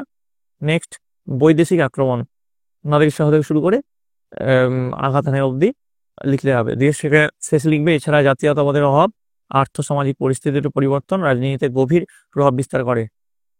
যোগ্য কর্মচারী বা আমলা শ্রেণীর দক্ষতাও এই সময় দেখা যায়নি, ফলে মুঘল সাম্রাজ্য অবক্ষয়ের পথে দ্রুত এগিয়ে যায়।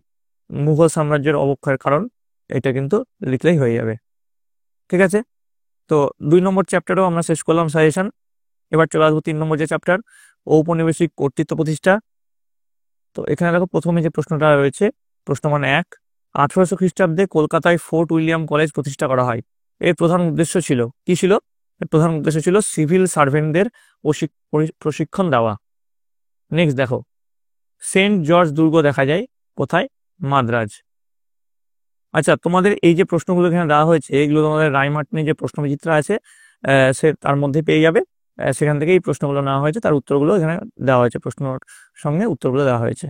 তারপর দেখো 3 নম্বর, আচ্ছা সেন্ট জর্জ দুর্গ দেখা যায় হচ্ছে মাদ্রাজে।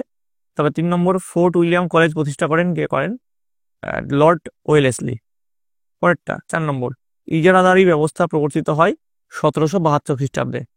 5 নম্বর, সিভিল সার্ভিস ব্যবস্থা ভারতে প্রবর্তন করেন কে? Lord Cornwallis. নেক্সট, কলকাতা বিশ্ববিদ্যালয় প্রতিষ্ঠিত হয় কত সালে? 1857 খ্রিস্টাব্দে। 7 নম্বর, সুপ্রিম কোর্টের প্রথম প্রধান বিচারপতি কে ছিলেন? উত্তর লিখবে স্যার এলিজা ইম্পে। নেক্সট, ভারতের শিক্ষা ব্যবস্থায় চুইয়ে পড়া নীতির প্রবক্তা ছিলেন কে? ছিলেন টমাস মেকলে। তারপরে কলকাতা ভারতের রাজধানীতে পরিণত হয় রেগুলেটিং অ্যাক্ট অনুসারে। 10 নম্বর, ওয়ারেন হেস্টিংস কলকাতা মাদ্রাস প্রতিষ্ঠা করেন। কলকাতা মাদ্রাসা প্রতিষ্ঠা করেন কবে? 1781 খ্রিস্টাব্দে। তারপরে দেখো 11 নম্বর, এ কোড অফ গেন্টো ল এর রচয়িতা হলেন নাথানিয়েল হালেদ। নেক্সট, শূন্যস্থান পূরণ করতে হবে, প্রশ্ন মান আছে 1 করে। ড্যাশ প্রস্তাব অনুযায়ী 3টি প্রেসিডেন্সিতে 3টি বিশ্ববিদ্যালয় প্রতিষ্ঠা করা হয়। উত্তর লিখবে চার্লস উডের প্রস্তাব অনুযায়ী। নেক্সট, সুপ্রিম কোর্টের প্রধান বিচারপতি ড্যাশ হিন্দু কলেজ তৈরির সঙ্গে যুক্ত ছিলেন। উত্তর লিখবে sir Edward Hyde East. Next, 1800 খ্রিস্টাব্দে শ্রীরামপুরে প্রতিষ্ঠিত একটি সংস্থা হলো, কোন সংস্থা প্রতিষ্ঠিত হয়? Baptist mission. নেক্সট, স্তম্ভ মেলানো, ক স্তম্ভ দেখে নাও কি কি আছে, আর খ স্তম্ভ কি আছে দেখে নাও। তো এই দুটো মিল করে আমরা যেটা পাবো সেটা দেখো, Indian penal code William Bentinck, পুলিশি ব্যবস্থা lord Cornwallis, Benares Sanskrit college Jonathan Duncan, Kolkata Madrasa Warren Hastings, Hindu college David Hare. ঠিক আছে, এবার দেখো এসিকিউ যে প্রশ্নগুলো আছে তার উত্তরগুলো দেখে নাও। নিচের প্রশ্নগুলির উত্তর দাও, 4 থেকে 5টি শব্দ ও একটি বাক্যে লেখো। প্রশ্ন মানে 1, ভারতীয় সিভিল সার্ভিস ব্যবস্থার প্রবর্তনকে করেন? উত্তর লিখবে লর্ড কর্নওয়ালিস। নেক্সট দেখো, হিন্দু আইনগুলির সার সংকলন প্রস্তুতির উদ্যোগ কে নেন? উত্তর লিখবে governor general lord Warren Hastings. ঠগী দস্যু দমন কে উদ্যোগ নিয়েছিল? উত্তর লিখবে কর্নেল স্লিম্যানের নেতৃত্বে একটি বিশেষ বিভাগ গঠন করে লর্ড উইলিয়াম বেন্টিং ঠগী দস্যু দমনে উদ্যোগ নিয়েছিলেন। নেক্সট 4 নম্বর, ইস্ট ইন্ডিয়া কোম্পানি ভারতকে কটি প্রদেশে ভাগ করেছিল? উত্তর লিখবে ইস্ট ইন্ডিয়া কোম্পানি ভারতকে 3টি প্রদেশে বা প্রেসিডেন্সিতে ভাগ করেছিল, যথা বাংলা প্রেসিডেন্সি, বোম্বাই প্রেসিডেন্সি আর মাদ্রাজ প্রেসিডেন্সি। 5 নম্বর, উইলিয়াম জোন্স কেন এশিয়াটিক সোসাইটি প্রতিষ্ঠা করেছিলেন? উত্তর লিখবে উইলিয়াম জোন্স এশিয়াটিক সোসাইটি প্রতিষ্ঠা করেছিলেন সংস্কৃত ভাষায় লেখা প্রাচীন ভারতীয় সাহিত্যগুলি আধুনিক ইংরেজি ভাষায় অনুবাদ করার জন্য। নেক্সট, জেনারেল অ্যাসেম্বলিজ ইনস্টিটিউশন কে কোন উদ্দেশ্যে গড়ে তোলেন? উত্তর লিখবে স্কটিশ মিশনারি সোসাইটির সদস্য আলেকজান্ডার ডাফ ভারতীয়দের মধ্যে পাশ্চাত্য শিক্ষার প্রসার ঘটানোর উদ্দেশ্যে জেনারেল অ্যাসেম্বলিজ ইনস্টিটিউশন গড়ে তোলেন। নেক্সট, ইম্পেরিয়াল কোর্ট কবে কোথায় প্রতিষ্ঠিত হয়েছিল? উত্তর লিখবে 1774 খ্রিস্টাব্দে কলকাতায় ইম্পেরিয়াল কোর্ট প্রতিষ্ঠিত হয়েছিল। 8 নম্বর, হিন্দু কলেজ প্রতিষ্ঠায় উদ্যোগ নিয়েছিলেন এমন কয়েকজন ব্যক্তির নাম লেখো। কে? ডেভিড হেয়ার, স্যার এডওয়ার্ড হাইরিস্ট এবং রাজা রামমোহন রায়। 1773 খ্রিস্টাব্দে ব্রিটেনের পার্লামেন্টে পাশ হয় কোন আইন? উত্তর হয় রেগুলেটিং আইন পাশ হয়। নেক্সট, এশিয়াটিক সোসাইটি প্রতিষ্ঠা করেন কে? উত্তর লিখবে উইলিয়াম জোন্স। নেক্সট, 11, 1854 খ্রিস্টাব্দে শিক্ষা সংক্রান্ত প্রতিবেদন পাশ করেন কে? উত্তর লিখবে চার্লস উড।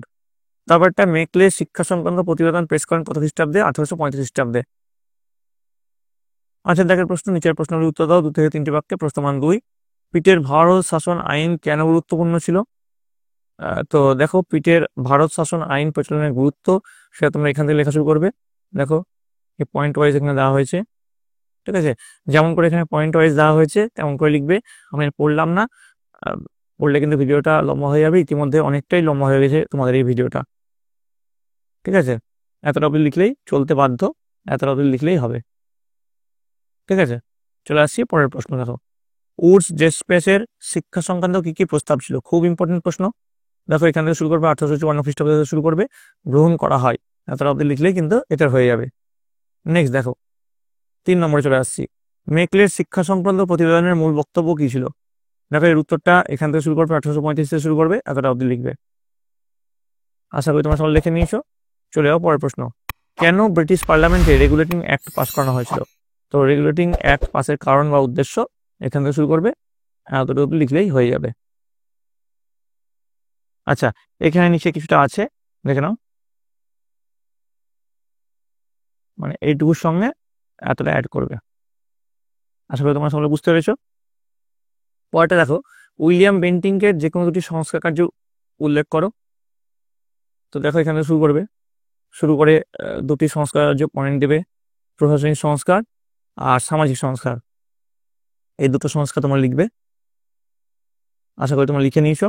নিশ্চিহ্ন করার অবধি তোমরা লিখলে তোমাদের এটা হয়ে যাবে। এবার দেখো, চলে আসছি 6 নম্বরে। শিক্ষার প্রসারে উইলিয়াম কেরি কি ভূমিকা নিয়েছিলেন? উত্তর লিখবে শিক্ষা প্রসারে উইলিয়াম কেরি ভূমিকা, দিয়ে লিখবে শ্রীরামপুরের মিশনারিদের মধ্যে সব থেকে উল্লেখযোগ্য ছিলেন উইলিয়াম কেরি। তিনি ভারতীয় মহাকাব্যগুলি ইংরেজি ভাষায় অনুবাদ করেন। তাছাড়া বাইবেলের একটি অংশকে বিভিন্ন ভারতীয় ভাষায় অনুবাদ করেছিলেন কেরি। 1778 খ্রিস্টাব্দে হালেদের লেখা বাংলা ব্যাকরণ বিষয়ক বইটিকেও সম্পাদনা করে প্রকাশ করেছিলেন তিনি। এবার দেখো, 6 দাগের প্রশ্ন, নিচের প্রশ্নগুলির উত্তর লেখো। 4-5টি বাক্যের মধ্যে প্রশ্নমান আছে 3 করে। কে কি উদ্দেশ্যে সিভিল সার্ভিস চালু করেন? ঠিক আছে, শুরু করবে এখান থেকে। প্রথম যে প্রশ্নের উত্তর, কে? লর্ড কর্নওয়ালিস ভারতে সিভিল সার্ভিস চালু করেন। আর কি উদ্দেশ্যে সেটা আমরা এখান থেকে শুরু করবে। দেখো, এখান থেকে শুরু করলে আশা করি দেখে নিয়েছো। তারপরে দেখো, চলে আসছি, এতটা অবধি লিখলেই এই উত্তরটা হয়ে যাবে। আশা করি তোমরা সকলে দেখে নিয়েছো। চলে আসছি পরের প্রশ্ন। ব্যাপটিস্ট মিশন শিক্ষার প্রসারে কেমন ভূমিকা পালন করেছিল? খুব গুরুত্বপূর্ণ প্রশ্ন। 1800 খ্রিস্টাব্দে এখানে লেখা শুরু করবে, দিয়ে পাশ্চাত্য শিক্ষা লাভের সুযোগ পায়। এতটা অবধি লিখলেই হয়ে যাবে, ঠিক আছে? এবার 3 নম্বরে চলে আসছি। কোন প্রশাসকের আমলে 1773 থেকে 1781 খ্রিস্টাব্দের মধ্যে দেওয়ানি বিচার ব্যবস্থার কয়েকটি পরিবর্তন ঘটে? তার অন্যান্য দুটি উদ্যোগ সম্পর্কে লেখো। 1+2 আছে এখানে, ঠিক আছে? প্রথম যে উত্তরটা সেটা হচ্ছে লর্ড ওয়ারেন হেস্টিংসের আমলে 1773 থেকে 1781 খ্রিস্টাব্দের মধ্যে দেওয়ানি বিচার ব্যবস্থার কয়েকটি পরিবর্তন ঘটে। আর অন্যান্য দুটি উদ্যোগ কি? 1, বিচার বিভাগের সব আদেশ লিখে রাখার ব্যবস্থা করা হয়, অভিযোগ উত্থাপনের সময়সীমা নির্দিষ্ট হয় এবং বিচারকদের বেতনদানের ব্যবস্থা করা হয়।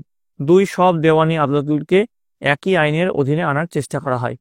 4 নম্বর দেখো, কোন প্রশাসকের আমলে দেওয়ানি সংক্রান্ত বিচার ও রাজস্ব আদায়ের দায়িত্ব আলাদা করা হয়? তার অন্যান্য দুটি উদ্যোগ সম্পর্কে লেখো। এখানেও কিন্তু 1+2 আছে। উত্তর হচ্ছে লর্ড কর্নওয়ালিসের আমলে। আর তারপরে অন্যান্য দুটি যে উদ্যোগ আছে দেখো, এই যে অন্যান্য দুটি উদ্যোগ, সেটা তোমরা এখান থেকে শুরু করবে, এতটা অবধি লিখবে। ঠিক আছে, স্থান ছিল না, কোনো স্থান ছিল না, এতটা অবধি লিখবে। আশা করি তোমরা সকলে দেখে নিয়েছো। চলে আসি পরের প্রশ্ন। 5 নম্বর, কোন প্রশাসক প্রশাসনিক ব্যয় কমাতে চাইছিলেন? তার অন্যান্য দুটি উদ্যোগ সম্পর্কে লেখো। এটাও কিন্তু 1+2। তো কে কমাতে চেয়েছিলেন? Governor general lord William Bentinck. আর অন্যান্য দুটি উদ্যোগ দেখো, এখানে 2টি পয়েন্ট দেওয়া হয়েছে, 2টি পয়েন্ট তোমরা লিখে নেবে সুন্দর করে। আচ্ছা, এই প্রশ্নগুলো যেগুলো আমি করাচ্ছি সেগুলো কিন্তু খাতায় সুন্দর করে লিখবে, দিয়ে মুখস্থ করবে। এবং সর্বোপরি তোমরা আগে তোমাদের বইটা খুঁটিয়ে পড়বে। বইটা না খুঁটিয়ে পড়ে এই প্রশ্নগুলো করতে যেও না, তাহলে কিন্তু কোনো লাভ হবে না। আগে বইটা ভালো করে খুঁটিয়ে পড়বে, তারপরে এই প্রশ্নগুলো উত্তরগুলো প্র্যাকটিস করো, দেখবে তোমাদের পরীক্ষায় সাফল্য নিশ্চিত। আর এর পরবর্তীতে কোন সাবজেক্টের তোমরা এরকম ভিডিও চাও বা সাজেশন সেট চাও, সেটা লিখে জানাবে কমেন্টে, তোমাদের বিদ্যালয়ের নাম এবং তোমরা কে কোন জেলা থেকে দেখছো সেটা লিখতে ভুলবে না। দেখো পরের প্রশ্ন, নিচের প্রশ্নের উত্তর দাও।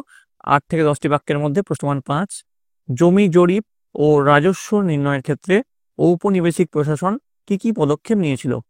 উত্তর লিখবে, ভারতের ঔপনিবেশিক শাসন কাঠামোয় রাজস্ব সংক্রান্ত যে নানাবিধ পরীক্ষা নিরীক্ষা চলেছিল, তার মধ্যে জমি জরিপ ও তার ভিত্তিতে রাজস্ব নির্ধারণের প্রক্রিয়াটি ছিল সর্বাধিক গুরুত্বপূর্ণ। দিয়ে পয়েন্ট করবে কোম্পানির শাসনকালে জমি জরিপ সংক্রান্ত ব্যবস্থা। দিয়ে লিখবে, কোম্পানির আমলে জমি জরিপ সংক্রান্ত বিভিন্ন ব্যবস্থাগুলি হলো। দিয়ে প্রথম পয়েন্ট লিখবে, নতুন জমিদারি এলাকার মাপজোক। দিয়ে দেখো 1797 থেকে এই যে করেন হগ ক্যামেরন, এতটা অবধি লিখলে এই পয়েন্টটা শেষ হবে। নেক্সট পয়েন্ট লিখবে, নদীপথ জরিপ। দিয়ে যে শুরু করবে 1767 থেকে শুরু করবে, দিয়ে করেছিলেন অবধি লিখবে, তাহলে নদীপথ জরিপ পয়েন্ট লেখা হয়ে যাবে। নেক্সট, কমিটি অফ রেভিনিউ গঠন। ঠিক আছে, 1764 থেকে খ্রিস্টাব্দের পর থেকে এখান থেকে লেখা শুরু করবে। ঠিক আছে, তারপরে দেখো এই দেখাশোনা করতে থাকে, এই অবধি লিখলে কিন্তু ওই পয়েন্টটা হয়ে যাচ্ছে।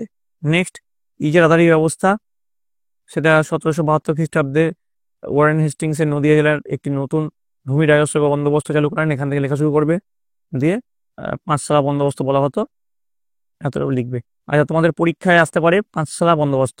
যদি পাঁচশালা বন্দোবস্ত আসে, খুব ইম্পর্টেন্ট প্রশ্ন, তো পাঁচশালা বন্দোবস্ত এখান থেকে লিখলেই কিন্তু তোমাদের হয়ে যাবে। ঠিক আছে, এই যে পাঁচশালা বন্দোবস্ত, এটাও কিন্তু খুব গুরুত্বপূর্ণ প্রশ্ন। দিয়ে এই প্রশ্নের উত্তরটা এতটা অবধি লিখবে, দিয়ে তাহলে এই প্রশ্নের উত্তরটা শেষ হবে। ঠিক আছে, তো এই ছিল তোমাদের অষ্টম শ্রেণীর চ্যাপ্টার ওয়াইজ ইতিহাসের সাজেশন এবং তার উত্তর। তোমাদের এখান থেকে অনেক প্রশ্ন তোমরা কমন পাবে, এবং পরীক্ষা শেষে তোমরা অবশ্যই জানাবে এখান থেকে কতগুলো প্রশ্ন তোমরা কমন পেয়েছো। এরকম আরও ভিডিওর জন্য এই চ্যানেলের সঙ্গে যুক্ত থাকতে হবে। ভিডিওটি যদি তোমাদের ভালো লেগে থাকে অবশ্যই লাইক করবে, বন্ধুদের কাছে অনেক অনেক শেয়ার করবে, এবং সামনে যেহেতু তোমাদের পরীক্ষা, তোমরা ভালো করে মন দিয়ে পড়াশোনা করো, তোমরা তোমাদের বইটা খুঁটিয়ে পড়ো, দিয়ে এই প্রশ্নগুলো করো, দেখবে তোমাদের পরীক্ষায় সাফল্য নিশ্চিত। তোমরা সকলে ভালো থাকো, তোমরা সকলে সুস্থ থাকো।